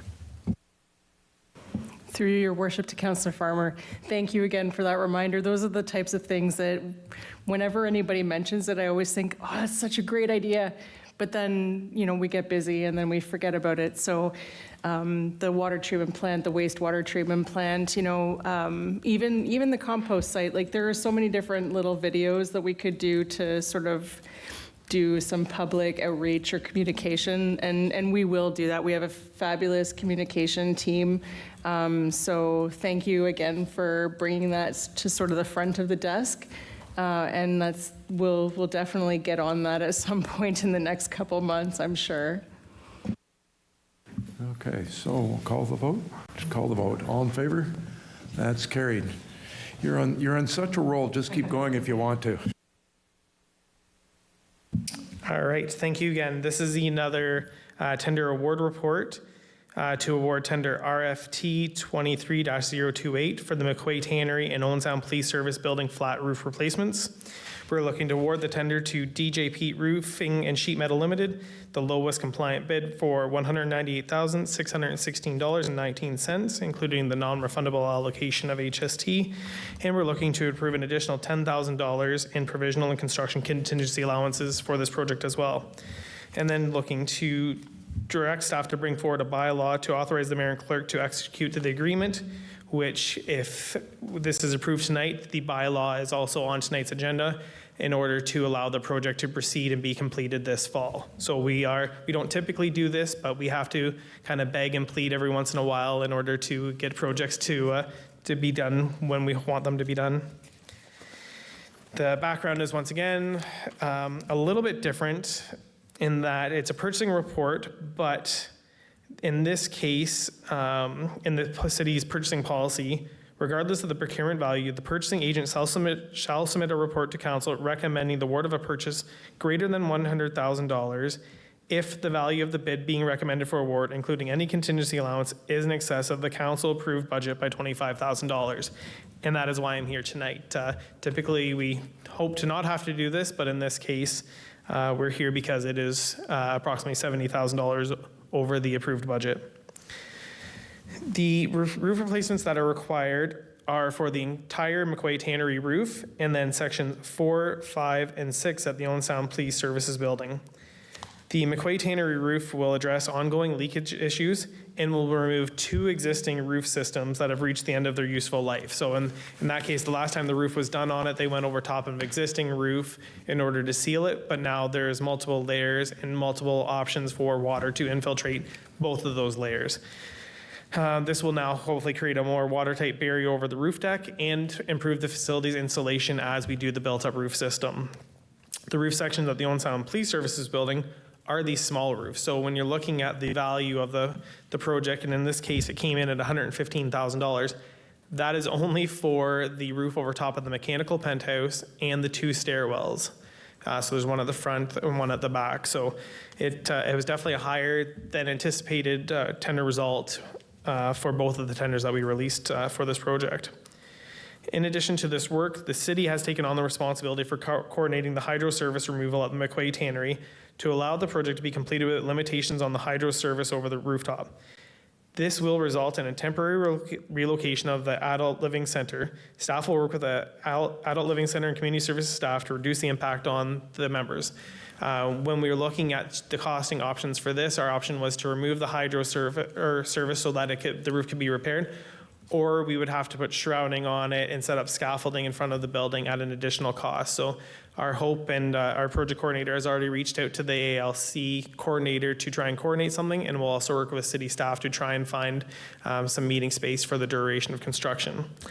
We're not exactly sure what that will be. It's kind of between now and the end of November, and that is because we're at the discretion of Hydro One and coordinating the work with them. We have a city contractor that's committed to doing the work to remove the line. We have hopefully the construction tender here this evening, and then we are waiting for Hydro One. Once we get the confirmation of potential dates, then we will be able to put a plan in place with the ALC and our internal staff that will hopefully not reduce their service too significantly for this probably 2-week period. I kind of referenced it, but not fully, that this was the second time that this tender has been released. We issued it back in March because, as we say during capital our planning process, we want to get these tenders out early. We want to try and get work before things get too busy. And when we closed the tenders back in March, the bids ranged from $202,000 to $329,000. At that time, we discussed with our roofing consultant, Garland Canada, that it was recommended to terminate the tender due to this pricing. At that time, they had indicated that there was a lot of kind of catch-up work after the pandemic years, and that there was a lot of investment in facilities that didn't occur for the couple of years prior to that. There was also material issues, and there was also labor issues in the industry. They said, let's terminate the contract, and we'll put it out kind of late summer in hopes that a lot of this work's completed, particularly around school boards and hospitals over the summer months, and these small projects would be a good way for a couple of crews to finish their year out. We issued the tender back in August, and it closed on September 19th. And while we received better pricing across the board, the top end really came down, but the bottom end didn't come down that much. So once again, the minute that this tender closed, we reached right out to our consultant and said what's going on. And when we looked at the tender pricing, the material costs alone were pretty much what our budget was. So the real difference here is the labor price. So we're dealing with material prices and getting them here and getting them in the quantities. But then also for these projects, just because they are small, there is still the same amount of administration overhead work to line up resources. In the case of the Owen Sound Police Services building, is that we pay a premium for a lot of the projects at that facility due to kind of the lack of parking in that area and the restrictions to get workers in and out of the building, that it's basically more time to finish a project at that building. It's more ups and downs. It's more taking equipment in and out due to the lack of parking. So we pay a premium for those, unfortunately. While these projects are still very high, or the cost of these projects are very high, the consultant and the city feel that we should still move forward with them due to the ongoing leakage concerns, particularly at the McQuay Tannery, because it's not necessarily the city's assets that are underneath that are potentially getting leaked on, but also at the police station where the penthouse roof has equipment with a replacement cost well over $1 million. So we want to make sure that we keep the water out of that very important room. The tender submission from DJ Pete Roofing was the lowest compliant bidder and is recommended for award by Garland. DJ Pete has worked with the city for similar work in the past, and they have the necessary skills, experience, and equipment to complete this work for us. In addition to the base price, we're also seeking additional funding of $10,000 for the provisional items and contingency. Kind of right off the top, that $10,000 will help fund the hydro service disconnection costs and the anticipation that the soffit and downspouts will need to be replaced at McQuay Tannery.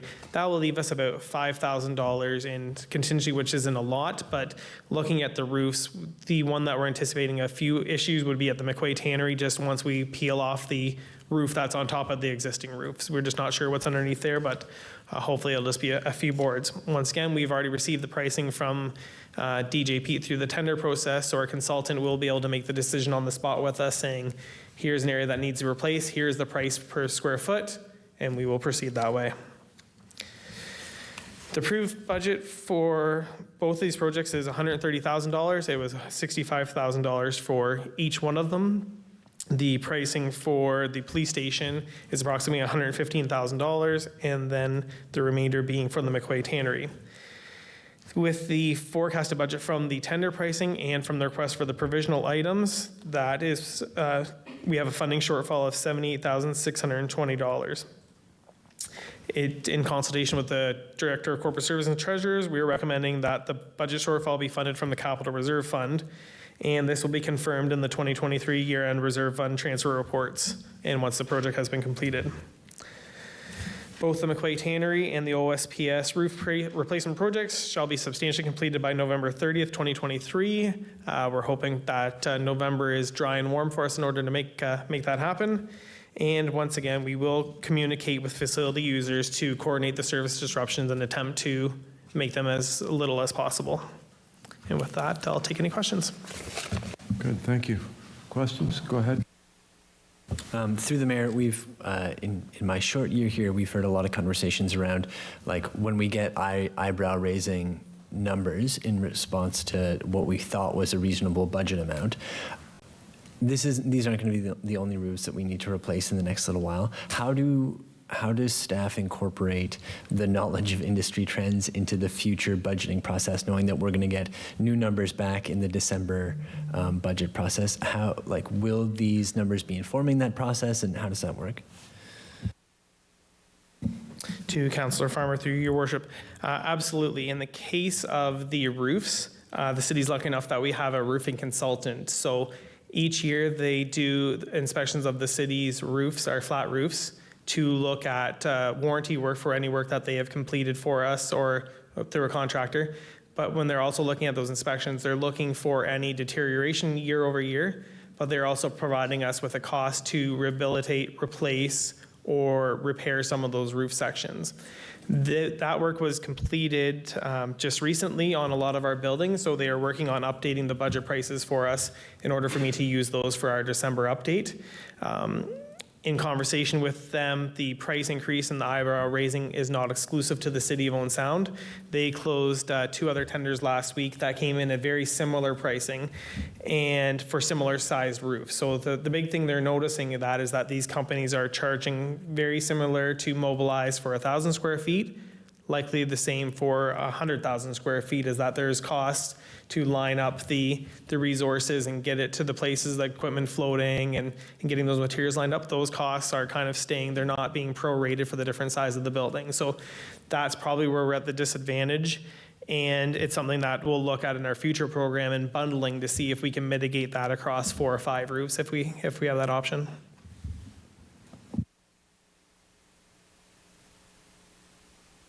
I'm happy to move the motion. Recommendation, okay. Everyone understands that? Any questions? All in favor? That is carried. Thanks. You done? Is there anything else you want to do? Got a really good report coming up from the Director of Community Services if you want to do it. Thank you, Your Worship. The city has received a request to sell a portion of the unopened 7th Avenue West road allowance between 23rd and 24th Street West.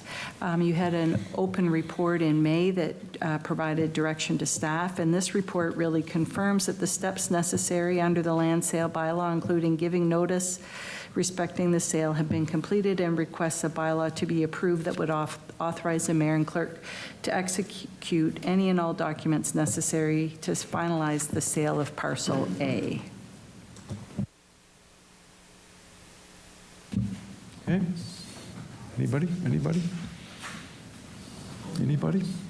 Go ahead.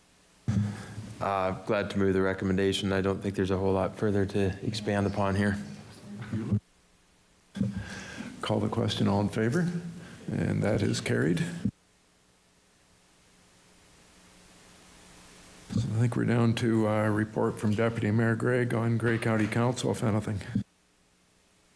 Thanks, and through you, Mayor Body, I will report at County Council on September 14th. There was consideration to move the inaugural meeting for the election of the warden to 5 p.m. as the last few years have been through the day in December, and that does not provide the formal and ceremonious setting which the event should acknowledge. Council received the contents of a pay equity review and initiated the process of beginning to phase in the adjustments within the grid structure. And Council received further information responding to emergency housing options in Grey County. From June to August, demand for shelter services continued to grow despite the time of year which traditionally sees less demand. The program was capped at 15 rooms per night, except for emergencies to save resources for the winter season. The current motel system uses 4 motels and has an average room cost of $120 a night. Total yearly cost to operate this option at just above 14,000 nights is $1.686 million. The county could consider operating through a building acquisition, which after staffing might be done at $1.16 million, an estimated difference of approximately $526,000 per year. Additional options explored were a congregate shelter, modular builds, and small temporary outdoor shelter options. The outcomes that can be measured are operational cost savings, reduction of turnaway from the homelessness system, movement from the program into housing, and the percentage who re-access the sheltering after housing, as well as increased capacity of the program to support total number of households year over year. And with that, I would move receipt of the report. Any questions for Deputy Mayor Gregg? Seeing none, all in favor? That is carried. Thank you. Ms. Bloomfield, number 11, consent agenda. Through you, Your Worship, on the consent agenda this evening is a report respecting the Tom Thompson Art Gallery Accessibility Renovations Project update, minutes for receipt from the River District Board. A business license was issued to Moggy Fabrics at 845 10th Street West. And the last item on the consent agenda is the information package. A full listing is available at 11D. Thank you. Sunit, I think you'll have the motion.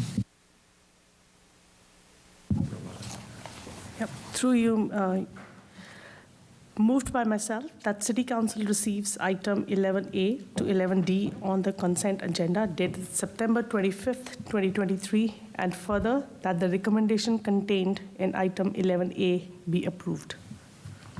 Thank you. And all in favor? So that's carried. I'll come back to you. Good. Just before I get to correspondence, I'll go back to 11B, minutes of boards and committee for receipt from the River District Board. Have you got anything to report? Through you, Mr. Chair, the River District Board of Management met on July the 12th, and the meeting started up with two very informative presentations. The first one was presented by Francesca Dobbin, Executive Director, United Way, regarding the Supportive Outreach Services, SOS. So SOS is basically, it consists of a wraparound health and social support to community members with prime focus on individuals who are facing homelessness and substance abuse. So overall, an overview of the program regarding the stats, regarding the clientage, funding, interventions, service referrals, and materials were provided to the board. The second one was from Josh Gibson, Manager, Grey County Housing, regarding the short-term shelter programs run by the Grey County. So based on the presentation, the program was launched in 2022, and the main purpose and objective was to provide short-term motel stays for individuals experiencing homelessness. Once they are in the motel, the housing case coordinators connect with participants and assists them with housing plans and provide appropriate referrals and supports. Individuals or families can simply call 211 at any point of time, and they would be connected up with a place to stay for the night. Based on his report, from 1st October 2022 to March 31st, 2023, 8,200 nights of shelter were provided. The total average cost that was spent on the model program was approximately $900,000. And this does not include the staffing costs or any other costs associated with the program. So these were the two presentations, and similar presentations were again done during the Poverty Task Force as well.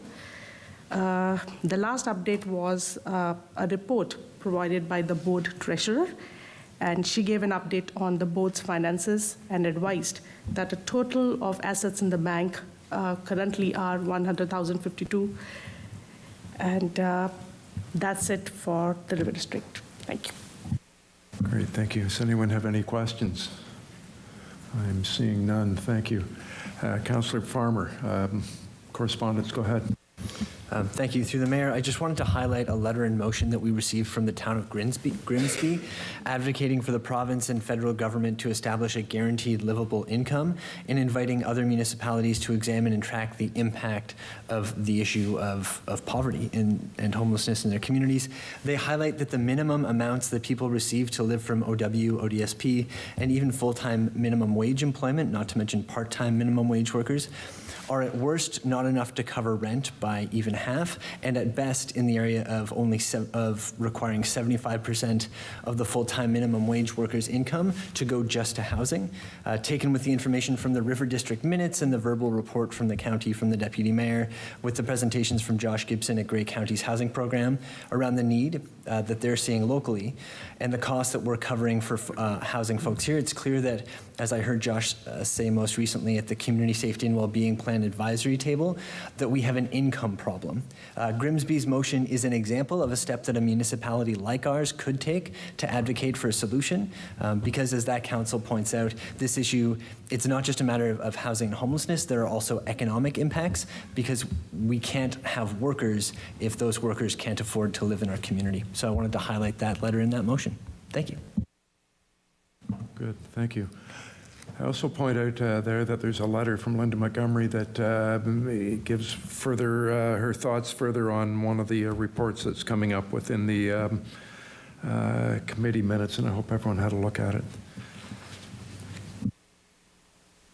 So I think we're down to, I think, 12A, minutes of community development, tourism, and cultural advisory, and I don't know who has it. It would have been Brock's, but you've got it. Go ahead. Thank you. The Community Development, Tourism, and Culture Advisory Committee met on September the 8th. We received a report from the Manager of Community and Business Development regarding ride sharing in Owen Sound. City staff have had meetings with the Owen Sound Chamber of Commerce and Grey County staff in May to discuss transportation concerns in the city and the region. The report outlines the benefits, challenges, and considerations surrounding introducing rideshare in Owen Sound and contemplates different approaches. One challenge to note is the city has established regulations and licensing requirements for ride-sharing platforms through the Police Services Board bylaw number 2020-01 that would need to be amended as it requires a taxi meter in all vehicles and also has Schedule B, which specifies the amount that can be charged per fare. Grey County staff are currently investigating the possibility of establishing a county-wide template for vehicle for hire bylaw, and the Grey County Community Transportation Manager is bringing a ride-sharing report to the county's Committee of the Whole at the end of September, which will then be followed by a report from our city staff back to committee. And the recommendation from the report is as follows, that in consideration of staff report CM 23015, respecting ride-sharing in Owen Sound, the Community Development, Tourism, and Culture Advisory Committee recommends that City Council direct staff to conduct further research and engage stakeholders before implementing ride-sharing services in Owen Sound, and continue working with Grey County to identify an appropriate ride-sharing service provider. We also received a report from the Director and Chief Curator of the Tom Thompson Art Gallery, Culture and Tourism regarding the September update. The events regarding the Tom will be covered in the minutes from the Tom Thompson, so I'll skip through that. The tourism highlights were the new tourism website, which was launched in June, the promotion of Tom's Cabin in Harrison Park, the upcoming salmon experience, and summary of the events that occurred over the summer, including Canada Day, TD Harbor Nights, Music at the Market, and outdoor movie nights. And the report was received for information purposes. We also received a verbal report from the Director of Economic Development, Tourism, and Culture from Grey County, which highlighted a roundtable discussion with the Minister of FedDev Ontario and the upcoming Economic Development, Tourism, and Culture Master Plan for the county. Updates on Georgian College Apprenticeship Program, which has grown from 100 students to 601 students over the last 5 years.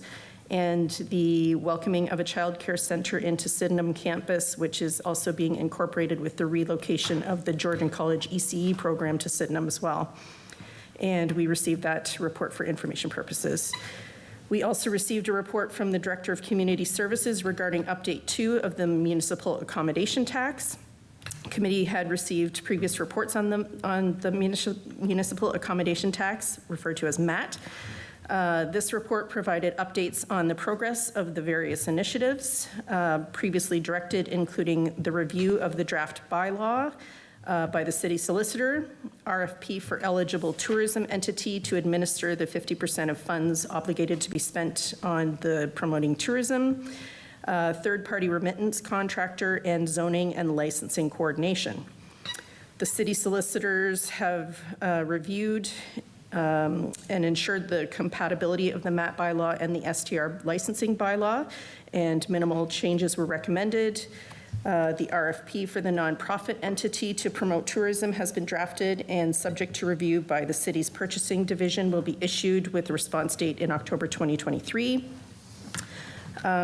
Requirements of the RFP include financial accountability and partnership agreement with the city respecting the 50% non-discretionary portion of the MAT, working with the city to develop and jointly approve a tourism strategy and marketing plan, and that will guide the allocation of resources, and to develop articles of incorporation in accordance with the transient accommodation regulation to the satisfaction of the city solicitor and manager. And with regard to the third-party remittance contractor, the city reviewed the services of 3 potential groups that could provide this service, and the Ontario Restaurant, Hotel, and Motel Association services seem to best fit with the city's needs, and they have the necessary resources and experience to provide the service. The ORHMA is incorporated as a not-for-profit, and the Director of Corporate Services has the approval authority to enter into that agreement with the ORHMA. That association will collect the MAT on behalf of the city and, according to the city's bylaw, distribute information, notification, communication to providers, They will remit the MAT that is collected and will be responsible for collections of any outstanding remittance on overdue accounts. They will be responsible for submitting monthly reports to the city for the municipal accommodation tax. And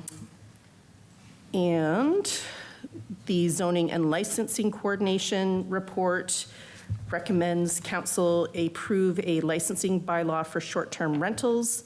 Planning staff reviewed the city's zoning bylaw and determined that a housekeeping update to the zoning bylaw is required to facilitate the STR bylaw. A staff report regarding the updates, it will be discussed as part of the Community Services Committee report.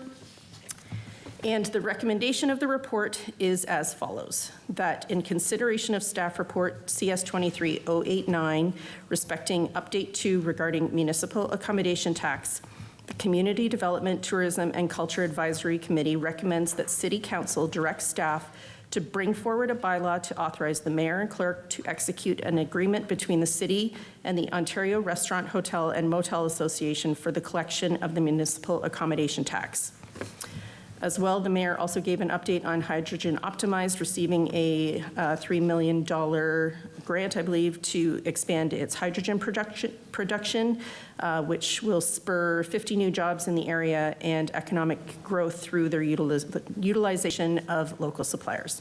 And with that, I move receipt of the committee minutes and the recommendations that are contained within. Any questions? Go ahead. I'm sorry, I do have a question, but this question might be to staff. So many people in the community have been commenting about the lack of taxi service in the last couple of years. We're all familiar with that and the desire for rideshare. There was some discussion about next steps in that report, benefits, challenges. I'm just wondering, is the city on the hook to have to foot any costs here? Because at some point, we've had some slight cost overruns in tonight's reports. At some point, the city of 22,000 people is going to run out of money. So I'm just wondering, is there a cost component to the ride-sharing discussion that's going on? Or is it seemingly should be, hey, you want to have an Uber in Owen Sound? Knock yourself out. Open Uber or DoorDash or Driver, etc., whatever. It should be that simple. But is it that simple? I don't believe there's any costs directly associated with rideshare and the city. The conversations that our manager of community development has been having with other municipalities, and he's also reached out to Uber, Lyft, and some other ride-sharing organizations. All of that to say, through that, the county is looking at ride-sharing, not for a dollar value, but what does the ride-sharing service look like? So if the county, in their discussions with Uber, has Uber say, hey, we can do all of Grey County, then we should follow suit and follow sort of that county direction. But it's not about a cost associated, as far as I know. If it's not that, we'll report back at the next meeting with that, but I don't believe there's any costs associated with the city. Okay, thank you. Any other questions? John? Thank you. Through the mayor, to a similar theme, people are perpetually asking me about that. A week ago, I had a restaurant owner say, the people who come to my restaurant can't get home safely because you can't find a taxi or the taxi won't leave Owen Sound. You just spoke to costs, but is there a revenue component that's a potential for us through that licensing, knowing that currently taxis pay a licensing fee? Through the mayor to Councillor Farmer, taxis, ride sharing are all done through the taxi bylaw, through police services. There is opportunity for ride sharing. There is a fee associated for a permit for ride sharing. There are other intricacies with it, though, that need to be sorted out. But from a revenue perspective, I think most of those fees are set up as revenue neutral to cover the cost of what the permit is to issue, but not to generate additional dollars for the city. And the bylaw, the police board bylaw that oversees or regulates taxis does have a rideshare component in there. Taxi companies, of course, are a profit business. They do their own thing. It's just approving the fees to ensure that the cars are safe and the drivers are safe, approving the drivers, et cetera. I do know the Chamber of Commerce is also looking at this, and they've looked at other different municipalities. Uber is sort of a name like Kleenex in a sense, that it's the most known, but there's 2 or 3 different companies that are doing this, and they're not all. Some are specializing more in big cities, perhaps, than others. But I know the Chamber of Commerce is looking at this to support hotels and restaurants, those types of things, and trying to come up with a solution and see what can be encouraged for someone to come to town and set up their business. And we're down to the motion, right? So calling the question on the minutes from community development. All in favor? That's carried. 12B, I think, is you. Through you, Mr. Chair, the Community Services Committee met on September 20th, 2023. The meeting started with a deputation from Robert Hope regarding natural burials. He did have some concerns regarding the site that was allocated for natural burials at the Greenwood Cemetery, but the questions were all answered by Director of Community Services. Then a report regarding the Summer Recreation Program 2023, which concluded in end of August, was presented by the Facilities Booking Coordinator. Based on the report, swimming numbers at Harrison Park Pool were lower than last year. Campground registration numbers, again, at the Harrison Park site were lesser than last year. The anticipation was that the numbers are low due to lower temperatures in August. Summer camps were well received, and the plan is to continue offering them in 2024. There was a report on Weavers Creek Broadway that was presented with possible recommendations looking for the various options for construction. The recommendation that was supported by the committee was an open call for proposal for community groups and skilled volunteers to support the project financially or in kind or in any way they can. So that was one report. There was an update on tourism and cultural services, which our city manager shared during his updates as well. City staff has been working to support a grassroots initiative with Owen Sound Girls, Ice Hawks, minor hockey, local schools, and the University of Waterloo to support a girls hockey event, which is a 2-day event. The tentative date is November 17 and 18. A whole list of events that are going to be there for the 17th and 18th are mentioned in the report. There was another update under Planning and Heritage. It was a report CS 23095 from the Manager of Planning and Heritage regarding zoning bylaw and housekeeping updates for the short-term rental bylaws. So based on the report, the recommendation was that in consideration of staff report CS 23095, respecting the Community Services Committee recommends that City Council direct staff to initiate the housekeeping amendment process to incorporate the required changes in the city's zoning bylaw 2010-078 as amended to support the regulation and licensing of short-term rentals within the city in accordance with the Planning Act as outlined in the report. And that is all for the minutes on community services. And so you're moving the approval of those minutes? Yes, please. Any questions? Seeing none, I'll call the question. All in favor? And that is carried. At 12C, minutes of corporate services. Thank you. For the Corporate Services Committee that met on September 14th, 2023, I would like to pull item 8A1, the report on the clerk on short-term rentals for separate consideration. For the rest of the report, we received a presentation from Anthony Fleming of MPAC regarding MPAC 101 and data sharing and services agreement. Mr. Fleming noted that MPAC calculates, captures, and distributes assessments for all properties and buildings across Ontario, and that the current assessment is based on the market at January 1st, 2016. And associated with that presentation, a staff report came forward from the tax collector regarding the MPAC data sharing and service agreement. The agreement clarifies the use of MPAC data by municipalities and the municipal data by MPAC. It updates and consolidates 6 dated MPAC agreements governing data sharing and services into a single document. It addresses concerns over data sharing, municipal document protection, and obligations, and the agreement needs to be signed by December 23rd, 2023 to prevent restrictions to data. The recommendation contained in that report reads that in consideration of staff report CR 23068 respecting MPAC's data sharing and services agreement, the Corporate Services Committee recommends that City Council direct staff to bring forward a bylaw to authorize the mayor and clerk to execute MPAC's data sharing and services agreement prior to the deadline of December 23rd, 2023.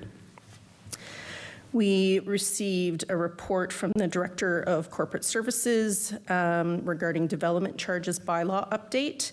The development charges are a fee that are charged to developers to pay for the cost of growth-related infrastructure. The city's current development charges bylaw will expire on March 1st, 2024, and needs to be updated to reflect the impacts that Bill 23, More Homes Built Faster Act, will have on the development charges going forward. As per the Development Charges Act, the city undertook a background study by Hemson Consulting, which was presented at a public meeting in May.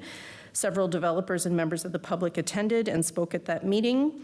And through further discussion, the following changes have been made to the Development Charges bylaw presented for council's approval.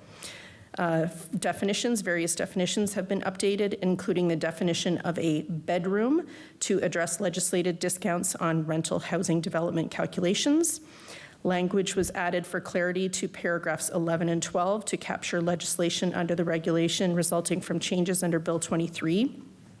For Schedule A11, that no development charges are payable with respect to the following: the enlargement, renovation, or repair of an existing dwelling unit, additional units in an existing residential rental building, the creation of additional residential units as prescribed in the regulation, subject to any restrictions and in prescribed classes of existing residential buildings or prescribed structures ancillary to existing residential buildings as set out in the regulation, and the creation of second and third additional dwelling units and a new ancillary structure in prescribed classes of proposed new residential buildings as set out in the regulation, including structures ancillary to dwellings subject to restrictions in the regulation.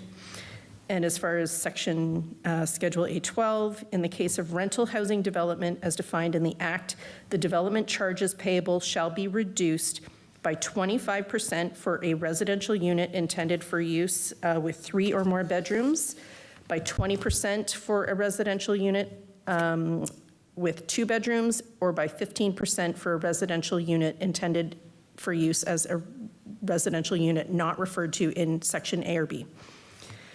Exempt buildings, rental housing development as defined in this bylaw, provided that the development received approval for a zoning bylaw amendment under the Planning Act or site plan approval under S41 of the Planning Act prior to March 1st, 2026. The first building permit is issued for the development within 2 years of the development receiving approval as defined above, and subject to a written agreement pursuant to Section 35 of the bylaw. The development charge fee schedule staff are recommending to only charge for the hard surfaces that we currently collect for at the updated rates, which would result in an increase in the development charges collected to $16,221 for a single semi-detached residential unit. As per legislation, the new charges are to be phased in over 5 years. And the province has legislated exemption from DCs for affordable and attainable housing. However, the determination of eligibility for this program structure has not been defined to date. So the recommendation contained in the report is that in consideration of staff report CR 23071 respecting development charges update, the Corporate Services Committee recommends that City Council direct staff to, number 1, bring forward a bylaw to A, repeal the development charges bylaw number 2020-112, and B, replace it with the bylaw attached to the report, including the revised Schedule B as outlined in the report. And number 2, prepare an annual development charge brochure detailing total phased-in charges and discounts as required in the Development Charges Act and regulations.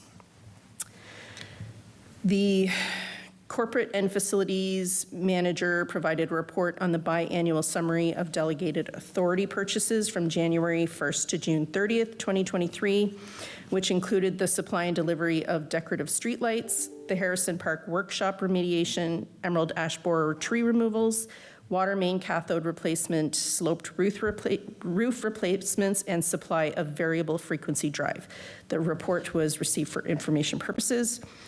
And there was a report from the Human Resources Manager provided about metrics for recruitment, selection, and turnover. And we received that for information purposes.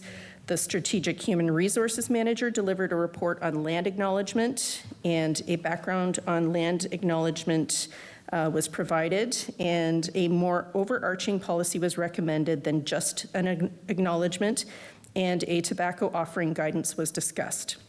There was a recommendation in that report that reads as follows, that in consideration of staff report CR 23069 respecting land acknowledgement, the Corporate Services Committee recommends that City Council, 1, support the land acknowledgement policy, and 2, direct staff to send an invitation to Trish Meekins, Diana Giroux, Nwakwe George, and the 2 local chiefs to attend City Council for the inaugural reading of the land acknowledgement and a smudging ceremony for council members. In the chambers. And that's the report minus 8A1.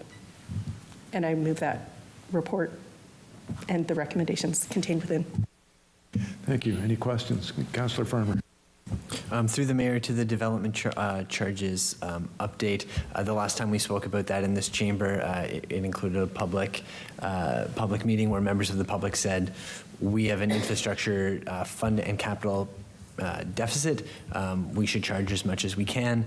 I was wondering if the director could speak to the difference between what the maximum was that we could have been updating these fees to, where we've come to as a difference in that, and just some, for the public watching at home who may not have tuned into that meeting for the more fulsome discussion, why the difference when we acknowledge that we have unfunded capital expenses and the potential to have more income to help with that. Through your worship, there's sort of 2 main points where there's a difference between the maximum charge and the charge that we're recommending. The first is the difference between the hard services and the soft services. So while the full charge recommends collecting for all eligible services under the DC Act, consistent with our current bylaw, we're recommending that we focus on the hard services only. So that's roads, bridges, stormwater, water, and wastewater services, as well as the debt payment on the Julie MacArthur Regional Rec Center that we are currently paying. It's not sort of a project that's in the future. The rationale being that those are the projects that the majority of the costs could be development related. Quite often with the soft services, it is a smaller portion that you would be collecting for with the DCs and still funding the majority of the project, as it's not entirely growth related, but only a small portion of it can be attributed to growth. So long as you are able to collect the full DCs for your hard services, it actually frees up dollars when it comes to budget time and we actually undertake those projects. We're able to use development charges, and that actually leaves room at the table for us to fund the soft services straight through the tax levy. So collecting full for hard services actually benefits soft services indirectly in that way. The other part where there's a difference between the fees charged and what we're recommending is the actual fee. To come up with what the fee would be Hempson Consultants took our total potential growth-related investments over the future, and they look at what the anticipated growth is through the county's growth plan. As recognized by the developers that were here this evening and also questioned by councillors at that meeting, is why are we using those numbers when we know we've got these planning applications in front of us that have numbers that are different and are often quite a bit higher than the numbers that Hempson used. So what we did is, although those numbers that Hempson calculated are absolutely substantiated through the documents that they utilized, we recalculated using them a more modified estimate of what the growth would be based on the plans that we have in front of us today, and that brought the charges down a bit. So those are the two main differences between what was recommended originally by Hempson as a maximum charge and what we're actually bringing forward at the end.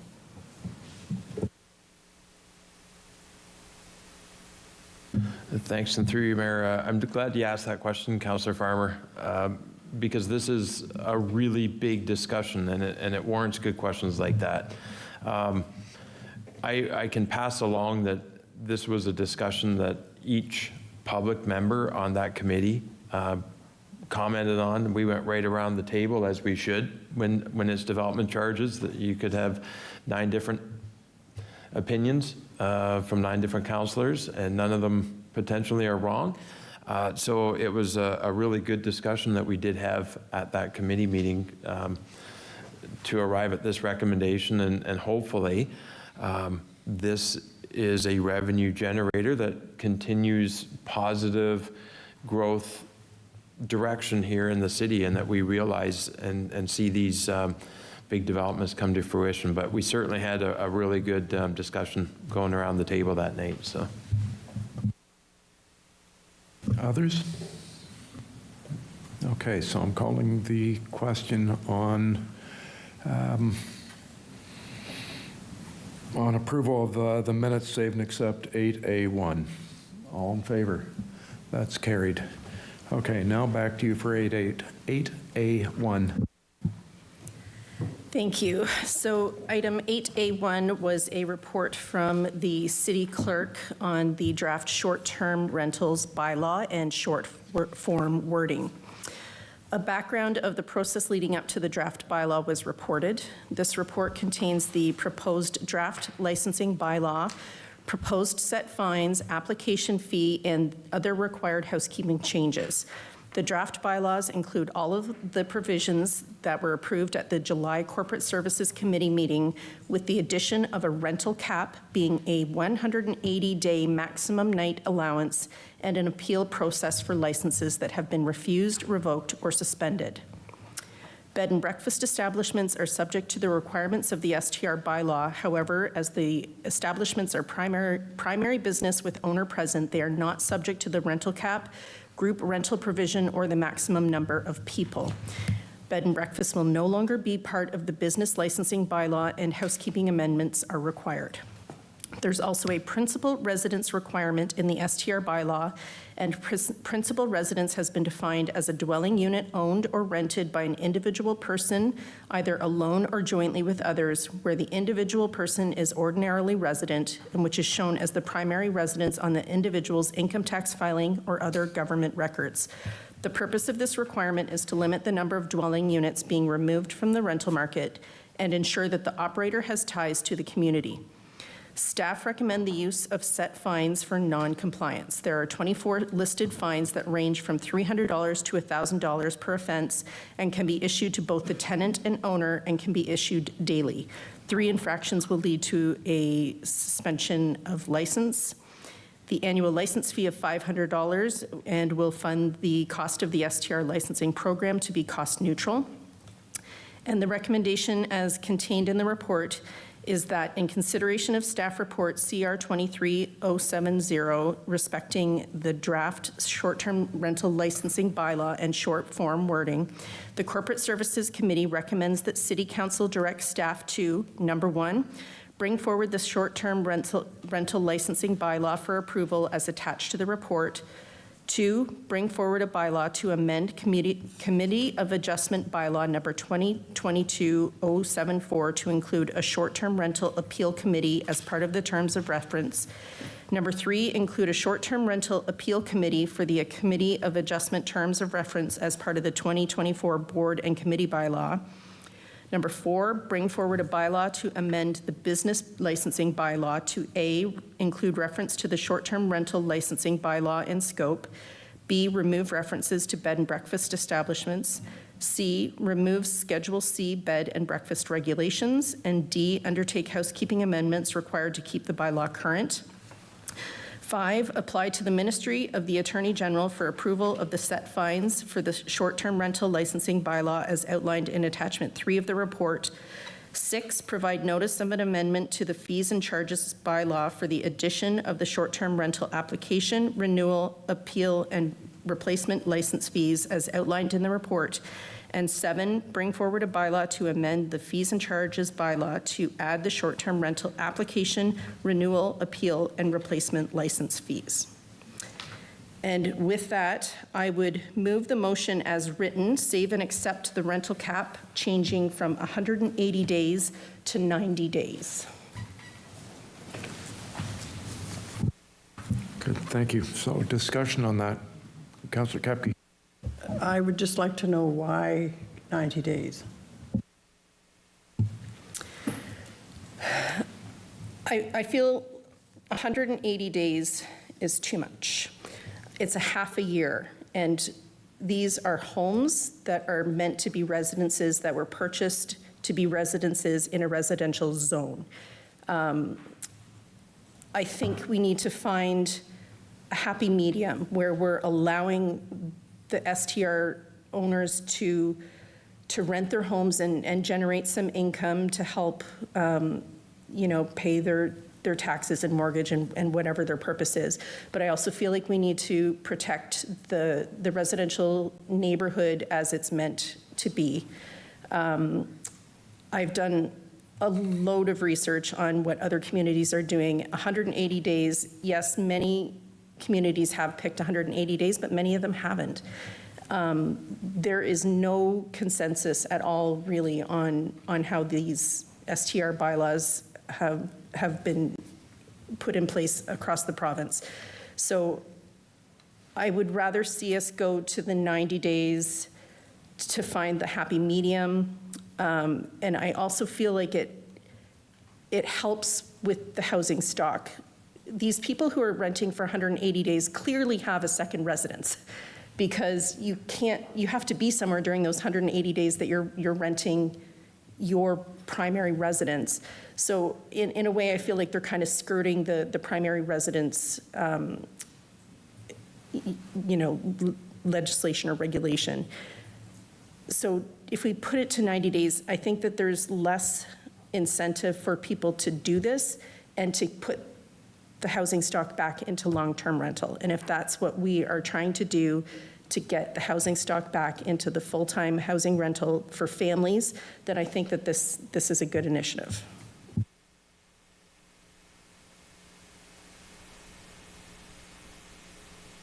Through your worship, I'd like to add just a few comments and thoughts for consideration.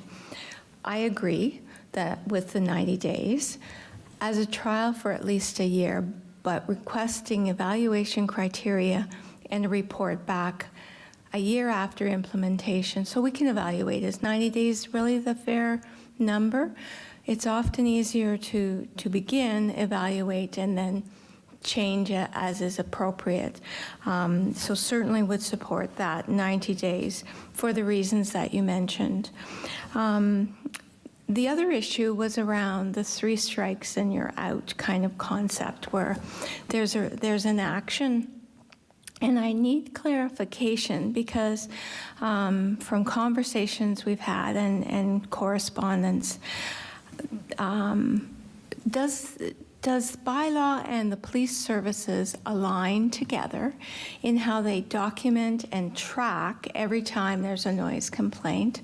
So that 3 really means 3, not just 3 and forewarnings or whatever, because I think it's really critical that we move towards making this successful and that we respect the fact that this initiative is in our residents. The other, if I may, just the other correspondence that we've received is the concern around the funding for being able to manage this program.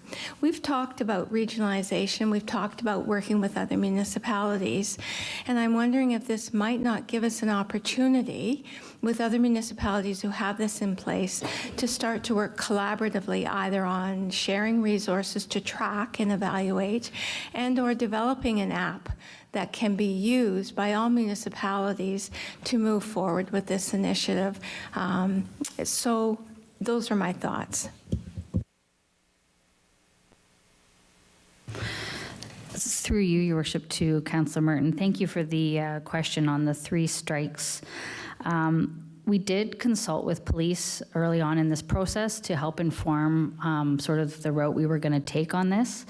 And I also spoke with their FOI coordinator person as well, and just she was very supportive of this, and we are looking to implement a memorandum of understanding so that we can bylaw and police can work together on tracking those complaints specific to the addresses that are licensed.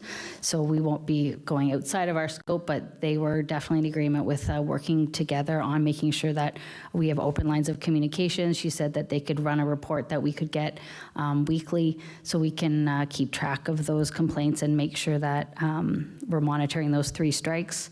And we can also use police bylaw can use police as a witness should police be overwhelmed and unable to do the paperwork for some of those tickets. Bylaw can use them as their witness and write the ticket that way as well. So we do have different avenues to ensure that those items are being enforced. And to the collaboration point, I think that is a great point. We did meet early on with some of our neighboring municipalities. They were a little bit behind us in the process, but we're hoping that in the future we can definitely sort of put our heads together and see where we can make this a bit more easier for all of us. I'm going to go to Pam and then John and then Sunit. Thank you, Worship. I would just add to what Ms. Bloomfield has mentioned that staff, both corporate services and community services, are participating in a municipal accommodation tax working group, which is really has some excellent resources. Thank you. Through the mayor, I have a number of questions. I'll ask them one at a time, beginning with what mechanism has been included to protect people from vexatious calls from neighbors as we consider the 3-strike rule? Through your worship, we will be able to monitor the number of calls and the number of incidents that an actual ticket was issued or whether it ended up being frivolous in nature. Thank you. Following up, what is the process being considered currently to reassess the functioning of this project and the licensing scheme? We've heard a couple of comments around being able to revisit the cap on the number of people, being able to revisit the cap on the number of days as time goes by. What mechanism is being considered so that we can hear from both people renting and maybe people who are coming to stay in our community? Through your worship, to Councillor Farmer, we have promised a report 1 year, let it go for a year, and then we will provide a report back on that year. But if there are things that come up in the meantime, we definitely will come to committee if we need to make adjustments along the way. But we will be coming back definitely in a year, and then also including some more. We had a great turnout with the survey, so continuing to do some public consultation as well before we come back with that review report. Through the mayor, thank you. I'm happy to hear that active consultation with folks participating is part of that. I'm also wondering if there's a financial impact, considering that we will be, as a city or corporation, we will be recovering fees both through the licensing fee and the municipal accommodation tax. I'm curious whether a reduction in the maximum number of nights would impact the amount of funding available to cover the cost of enforcing the program. Through your worship, the impacts of the reduction in the number of days would be felt through the collection of the MAT tax. And just to clarify through the mayor, will the MAT tax go into, in any portion, to helping to regulate, or is it the licensing fee in its entirety that's being used to cover the additional costs of responding? At this point, it is just the licensing fees, but again, that will be monitored, and if necessary, we may have to look at using some of that municipal accommodation tax if we do feel that additional enforcement is required. Thank you. I hear the concerns from Councillor Middlebrough. I wonder to what extent any of the numbers that we're pulling are random at this, as we consider what we want this to be regulating, considering that this short-term rental bylaw is going to require it to be a primary residence, and that's clearly defined as the place where that the government thinks you live based on taxes and all of that, and that this is a maximum cap rather than a requirement. So by setting a cap at this place, we're not saying you have to be there every other night. We're saying you can't be there more than. So I without the information of how many places this would apply to or what the number of nights regularly being licensed are, I maybe don't understand why we would do this now at the start and curtail, like we did with the maximum number of people. We're assuming there's going to be a problem before having data for it. I'm wondering why do this now and not include that amendment a year from now when we have data and feedback around what the average number of nights was being rented and all of that. If Councillor Middlebrough would speak to that. Through you, Mayor. I'm going through the feedback from the neighbors and from the community members who have been subject to these. And we had a report attached to one of the initial reports that one of these places had already been rented for 143 nights, I believe it was, in the first year. And most of the rentals were between 11 and 16 people. And we know that it's an issue. And I know that Councillor Gregg and has been witness to some of the noise complaints. And I feel very strongly that these are houses in a residential zone, and it was never meant to have businesses there. We would never allow a full-time business to hang a shingle in a residential zone, and we're kind of handcuffed because these things are already in existence, and we have to find a way to regulate them and license them. And I feel like 90 days allows you to make a ton of money. These things, if you look on Airbnb, are renting between $200 and $1,600 a night. And these are homes. I want to protect the residents who live in these areas and just the nature of the community that it's meant to be. So that's why I'm suggesting 90 nights. If I could speak to that, we do allow businesses in residential neighborhoods. Anyone who's ever gotten their haircut at their friend's aunt's hairdressing place in the bottom, there are lots of examples of home businesses that do operate that don't cause a problem. I'm also cautious that I'm with you. We've clearly heard about the problematic places that are being used as short-term rentals, but those are in an environment that is not regulated. Those are ghost hotels, and the nature of this bylaw is it says you can't have a ghost hotel. You can't have a place that is only rented for this purpose that isn't actually your house. And so I wonder if, it strikes me that this modification is responding to a problem that the bylaw itself is already addressing. Councillor Kepke. Thank you, Your Worship. I hate to see all of the short-term rentals painted under the same brush as that one location that had a lot of problems, neighborhood problems. The resolution, or the motion as it sits, approved by committee, is at the 180 days. So if you're wanting 90 days, I would suggest that be an amendment, it be voted on separately. to the motion, because I certainly don't support just 90 days. I think that's cutting it way in half, and it's a little short, so I'll just leave it at that. Okay.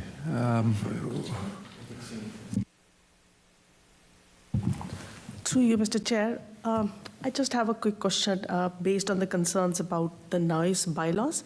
And I think noise is one of the biggest factors why we hear a lot of complaints from neighbors, and that is the bone of discontent with the short-term rentals. So my question is about the bylaw regarding the noise. So this was a question that I asked the clerk, because I received a lot of calls from, not regarding the short-term rentals, about noise that happened after 4:30 or that happens in the evenings, where our bylaw officers are not able to go and do anything about it because they work from 8:30 till 4:30. And what I'm assuming with the short-term rentals is that we'll have most of the noise is going to be in the evenings when people are back from them. So is it just the sole agenda for our police services to leave and to answer to all the phone calls relating to noise, even though they might be attending an urgent issue that might need them because they are emergency services, right? So attending to a noise call at 12 o'clock at night might not be a priority than looking at someone who is in distress, right? So where are we going with that? Through your worship, just to make a couple of comments to Councillor Kukrasia. We will be updating our noise bylaw in the new year, so we'll help make sure that it's also strengthened in preparation of this going forward starting March 1st. Police does have the authority to issue noise tickets under the current bylaw, so it can be them in the absence of a bylaw enforcement officer. And just to your point about the number of noise complaints, we have heard that noise is definitely an issue when it comes to STRs, but at this point we don't have concrete data on the number of locations that are having this concern. And if there is one particular property that we are having a concern with, then there are abilities to revoke that license or work with that property owner if there's issues happening at a specific property. But again, we were wanting to get this up and running, and we will monitor those number of complaints, so we will have more concrete data to bring back to council after we get this up and running. I think we need to keep moving. You know, this is something that staff have been working on for, I wouldn't want to guess how many hours. At some point, we've got to move forward. Need to make a decision on whatever the magic number is and review it next year, because we know we're going to review it. So I'm going to suggest that we accept Melanie's, or I will accept Melanie's motion as is, and if it gets voted down, then somebody can remake the same motion with a different number in it, and we'll keep moving forward. So I will call the, one more? Okay, go ahead. I do have a specific question. We've changed the language regarding existing bed and breakfast establishments. How might any change to the 90 days apply to what we would now recognize as existing bed and breakfast establishments? Through your worship, I will note that this won't apply to bed and breakfast because they're exempt, but there are short-term rentals where they have their basement as an STR, so the individuals may be there when they're rented. There are different ways that STRs are operating within our community.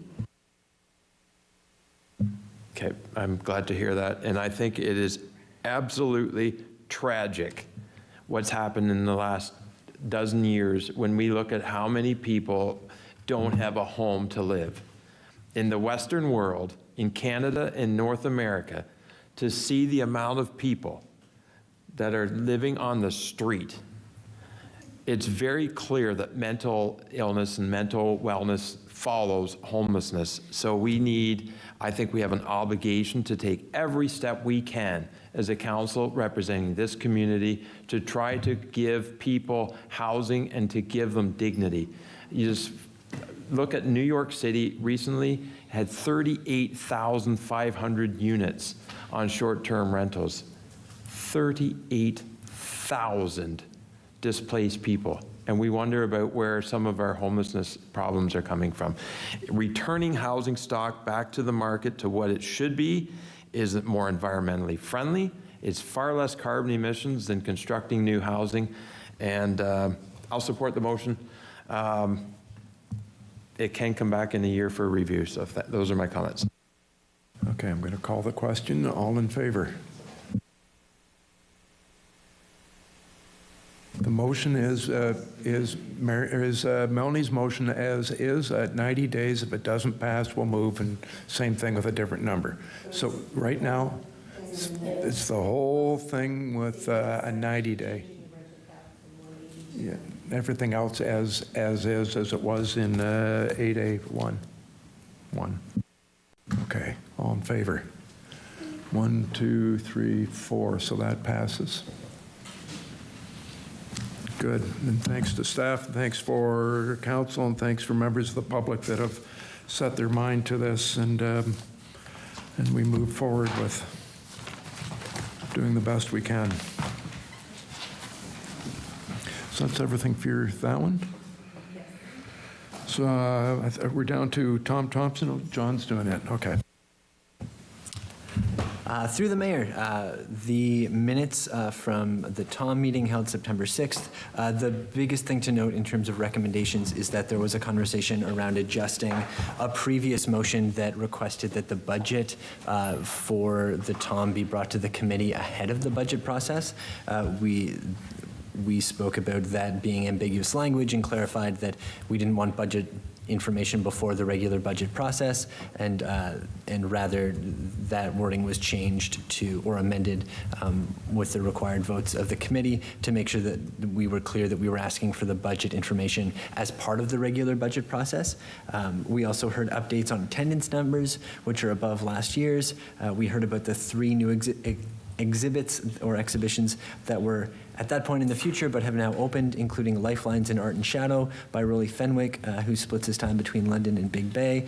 Also, Gary Blundell and Victoria Ward's show Reinventing Wilderness, and part 2 of Tom Thompson Field of Vision, which features photography by Tom Thompson.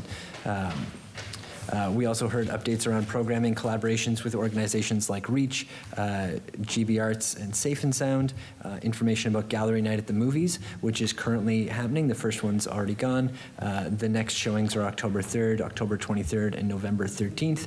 If you want to see neat movies as curated by the TOM. We heard updated information about other fundraising and engagement events, including at that point what was the upcoming Deadly Pairing event at Coffin Ridge, which I'm happy to report ended up being sold out with 200 tickets sold.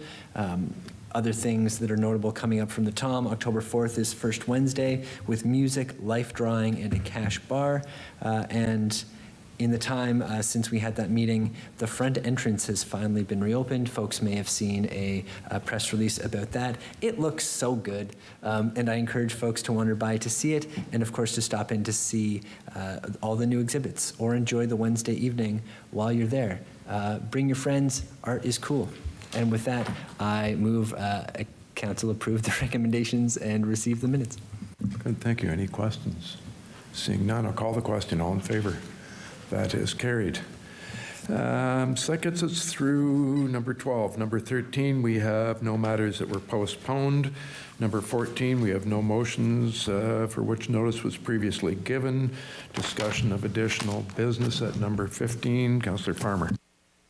Thank you, through the mayor. I just want to highlight that a few times this year, unfortunately, I've been in a position of naming the ways in which marginalized communities have experienced various acts of intimidation, from the Pride Man letters in June, notably through some other events. And this past Wednesday saw another event that catalyzed a lot of negative attention and aggression towards specifically trans, non-binary, gender non-conforming folks, and especially young people. And I think that it's really important that with the platform that we have here, that we just affirm yet again, and it's really unfortunate that we have to keep saying this, that all people are welcome here and that we're really working to build a community where, regardless of your gender expression, of your sexual identity, of your race, of your religion, of your income, of the quality of your mental health, that you're safe and that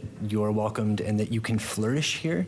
And with the events of Wednesday and what I'm hearing from a number of people in terms of rising instances of hatred and aggression specifically targeting the 2S LGBTQ IAP plus community, that we just take a minute to acknowledge that we want them to be safe and be able to flourish here, and that we stand on the side of that community belonging and well-being.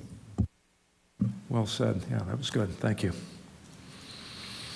I've been to a whole bunch of events, and Tim's covered some of them. Concord Elegance was amazing. The Cars and Coffee was amazing downtown and brought so many people down. Concord Lemon, much the same. There's also seminars at the Roxy, so it's become really the premier car event.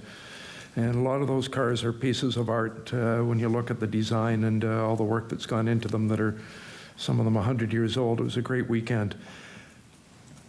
On Wednesday morning, I attended with approximately 50 police chiefs from small and mid-sized police services who are meeting here in Owen Sound to exchange ideas and discuss common issues and solutions, and I hope they had a good meeting. On Friday, Deputy Greg and I were here, as Tim mentioned, for the employee service recognition, and it's always a fun day to bring people into the room from different departments, and you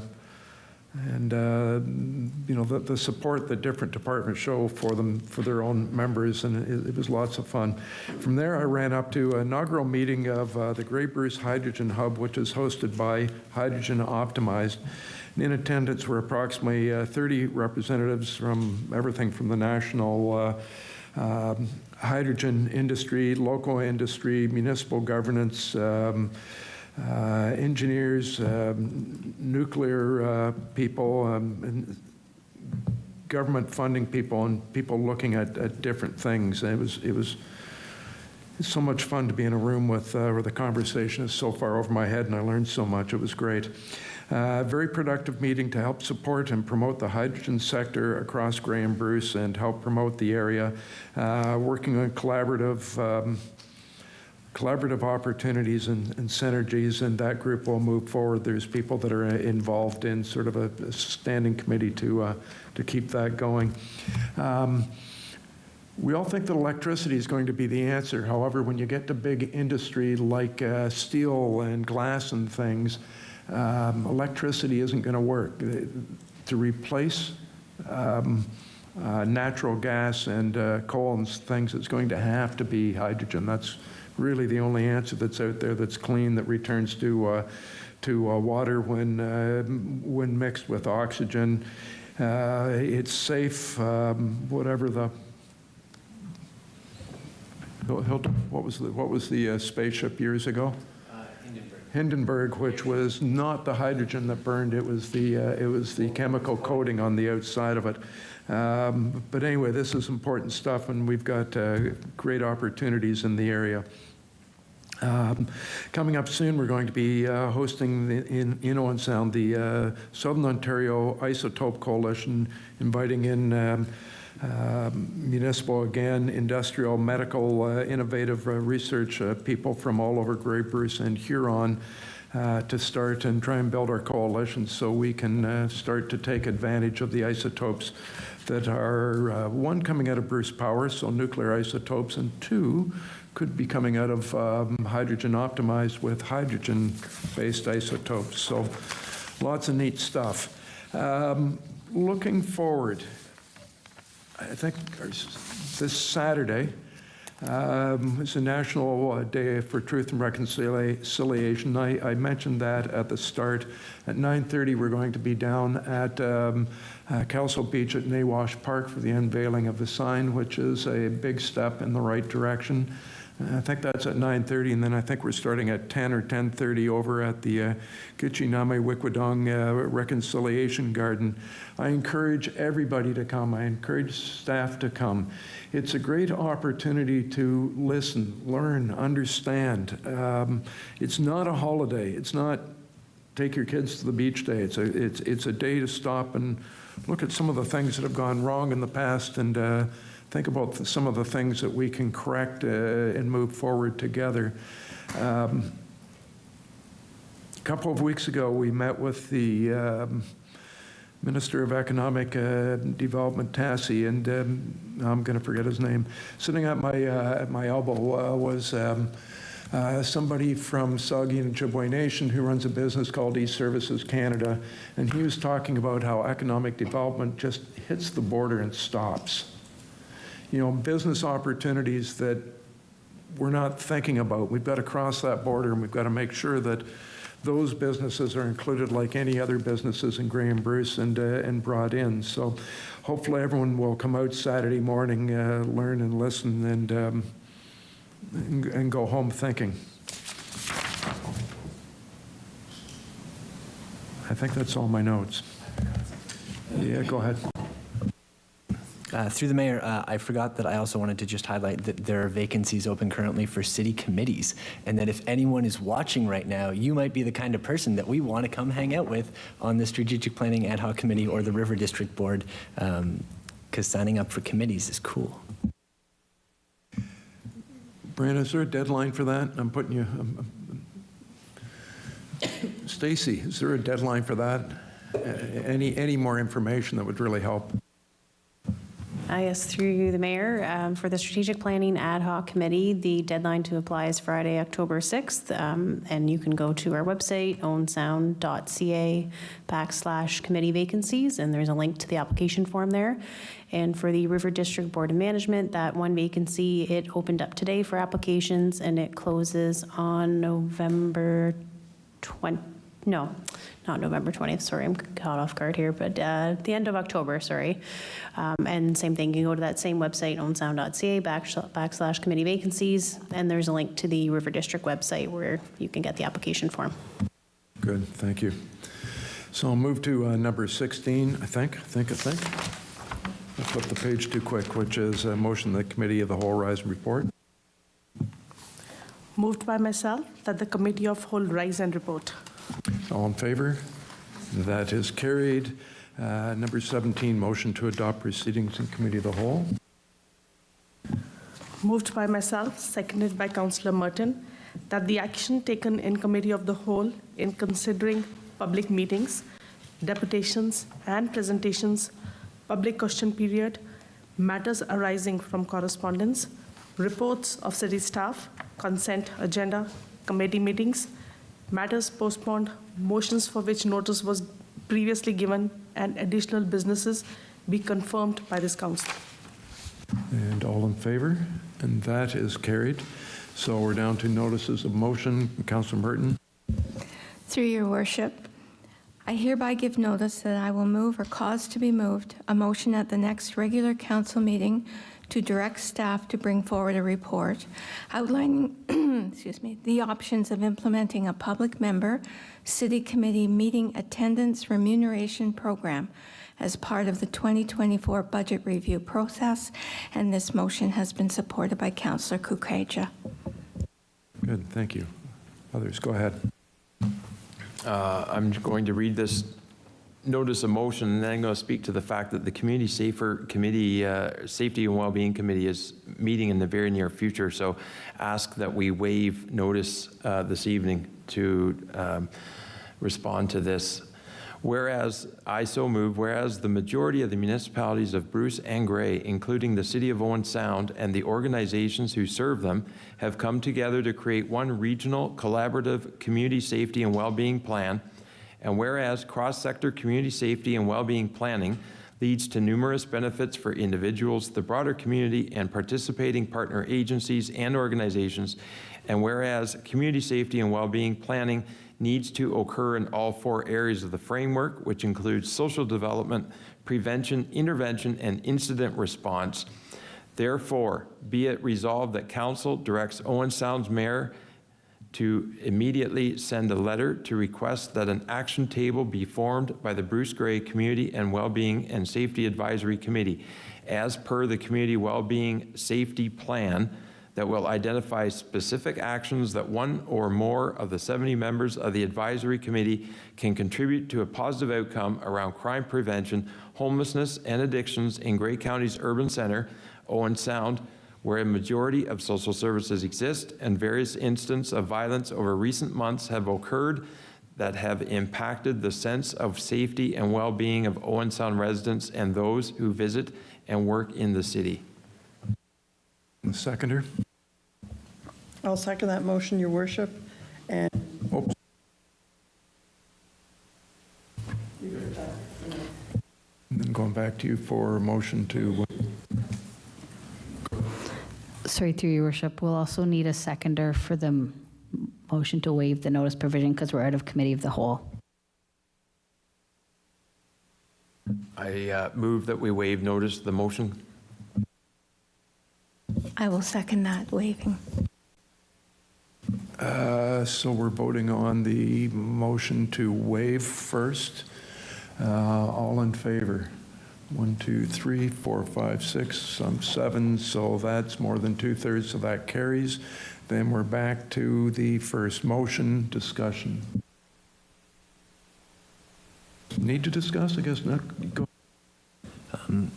I just want to highlight I think the steering committee is meeting on Wednesday, and as the rep for Owen Sound, I was also already scheduled to be at that meeting to talk about some ideas that I'd brought up in the last meeting as well. So if there's a chance to speak to that this Wednesday, if we can pass this now, then and that letter can go to the steering committee in time, then we could have that conversation Wednesday. I don't know that the motion as written fits within the intention of the framework, but I'm really supportive of us sending that letter to ask, because I think that would help us to clarify next steps through that process. just a question, is it just the steering committee that's meeting or the whole 70 people? Just the steering committee. The advisory committee, which includes, something like 70 people, including reps of staff and elected representatives from the 16-member municipalities, as well as members of the various nonprofit organizations and community partners. We met most recently a couple of weeks ago. I just got the minutes from that on Wednesday, and that will be included in our package for next time. But yeah, it's just the steering committee. Which, if I understand correctly, are the folks who would be able to make this kind of decision, or at least provide feedback on how that fits within the framework. I think under Section 5, it is the steering committee that decides to set the action table on who to invite to it, who should be appointed. So, any other comments? Seeing none, I will call the question. All in favor? And that is carried.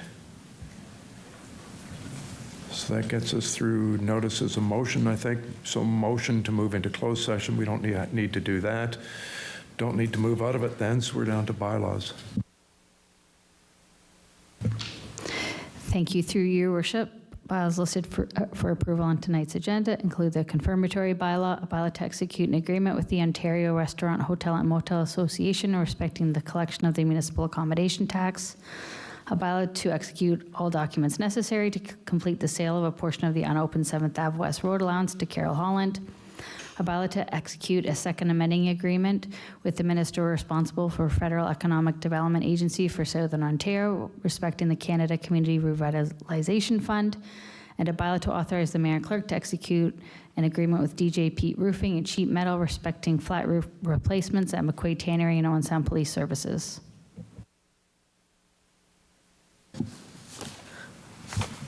Moved by myself, seconded by Councillor Merton, that bylaw numbers 2023 to 100, 2023 101, 2023 102, 2023 103, and 2023 104 be passed and enacted.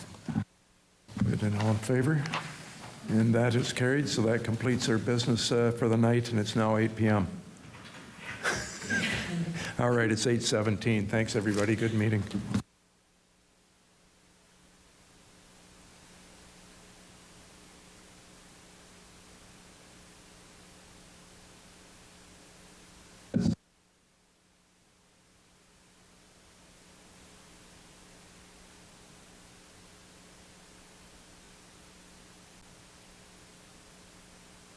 tree is stressed, it will get black knot because it's a fungal disease. It spreads through the air, and so the choke cherries around that have black knot are. These trees aren't getting it because they're not stressed. Makes sense. Makes sense. Now, you mentioned you've got hascaps. I'm anxious to have a peek at those.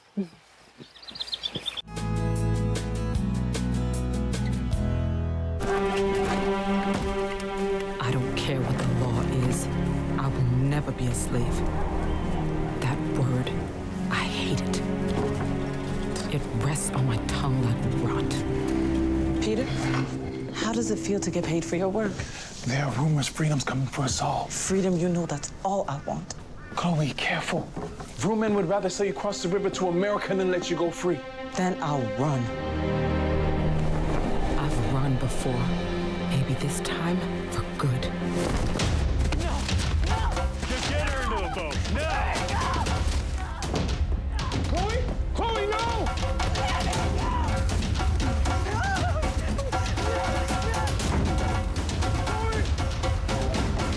Word of Chloe Cooley's resistance led to Canada's first legislation limiting slavery. After 200 years, slavery was abolished in Canada in 1834. Hi, I'm David Shearman, host of Politically Speaking. Join me for my next show, Thursday evening at 7 o'clock on Rogers TV.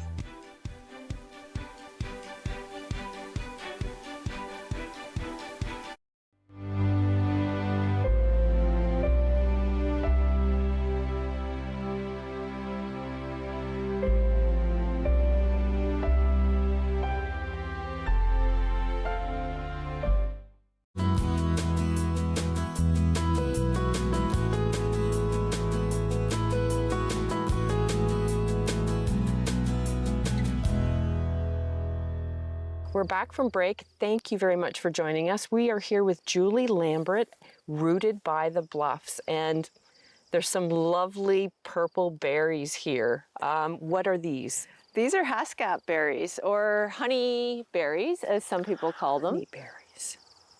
Now, they same color as a blueberry, but you've got these in a container grown as well, or in the ground? They're the container's cut out.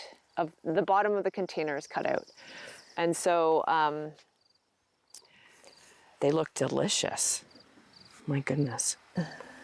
Wow. They are a sour, sort of a tart berry. Oh, they're good. But the first berry of the season also. And among the hascaps, we have wild strawberries growing. So again, you've got another natural bee habitat here. Oh, these are delicious. Yeah, then the ground, and this provides a ground cover. So it prevents the grasses, which get really, really tall, from growing, and therefore we don't have to mow. Mm-hmm. And it also provides berries as well. And you've got the netting, ingenious holders for your netting here, because yeah, like any berry, the birds seem to know when it's harvest time. That's right. Yeah, this is amazing. Now these, will these grow to be a fairly decent height? Yeah, they will. They'll grow up to, so the oldest bushes are at that end, and they get up to be about, 3 or 4 feet tall. And do you have to cut them off or anything, or do they just? There's pruning actually involved, yeah. And I do offer a berry pruning workshop in the spring. Okay. Yeah, so which covers hascaps, but also raspberries and blackberries and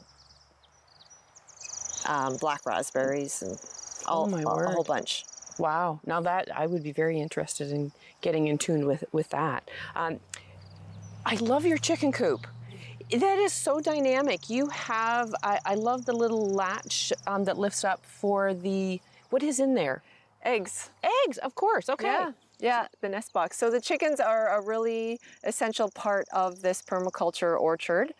That tractor moves every day, so the chickens get fresh grass and bugs, and it moves along the edges of the polycultures, and so it moves along the edges of everything that's been planted, and they scratch up the grasses, and they provide their manure on the ground, which with the fruit trees where their roots extend out into these aisles, they're feeding the fruit trees as well and then they provide compost in the wintertime when they're in a winter coop. In a winter coop, but it's a great safe haven for them, because I know poor chickens can be exposed to vultures and hawks, and there's a lot of predator animals for them, and this is ideal, very ideal, and especially for your nut trees that you've got here as well. Yeah. Yes, we have nut trees that are in, we call it the South Field, and we've planted a lot of nut trees down there. And the reason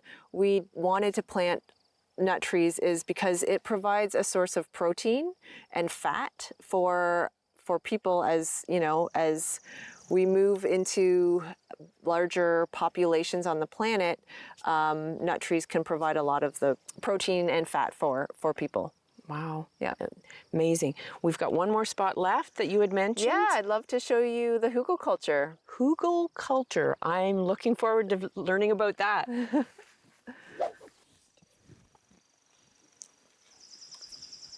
This is, what did you call it? A hugel culture. Hugel culture. Okay, please explain. You did kind of on the way up that it's something if you have no topsoil. Yeah, so if you have no topsoil, this is a great gardening technique to use.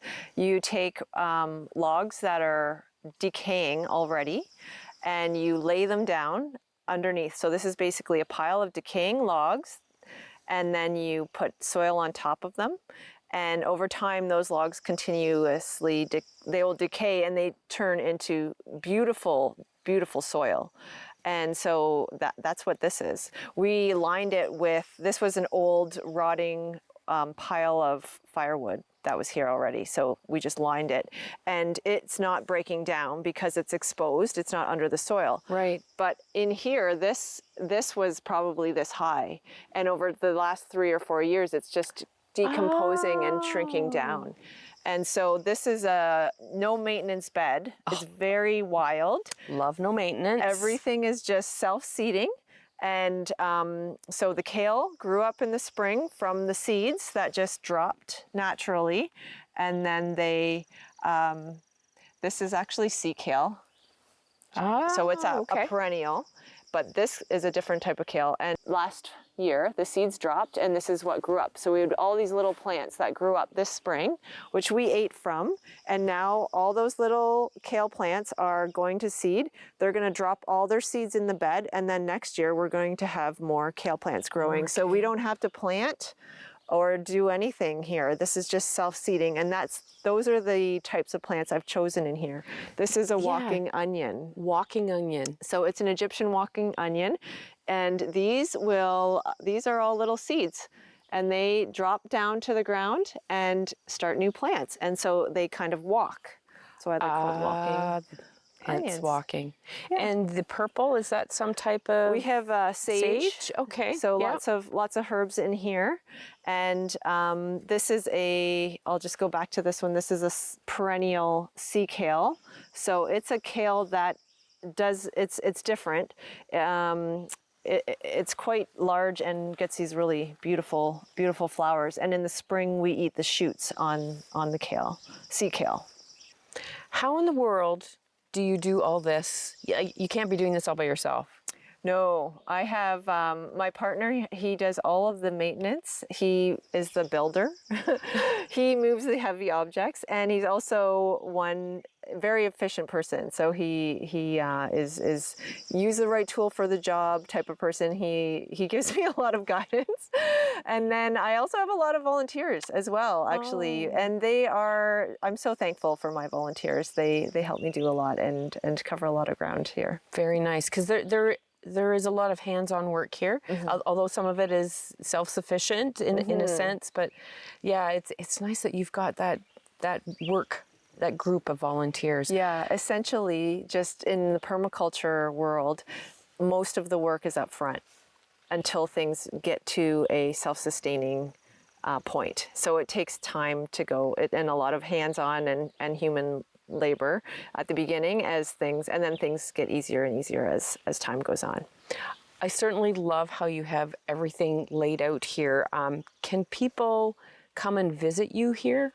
I do offer permaculture tours. Okay. Yeah, and that information can be found on my website. And then also visiting through the workshops. The workshops are always outside and hands-on. So learning techniques and skills and learning a lot about plants. And they can do all that through your website? Everything's on the website, which is roots rootedbythebluffs.ca. And they can find all that information. They could become volunteers. They could definitely learn a lot of information here. So thank you so much, Julie. This has been a real eye-opener.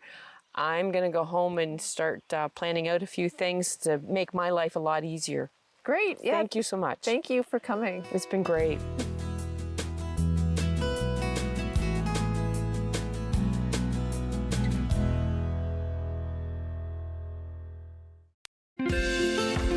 Call the Rogers TV viewer response line, email us, or connect with us on social media.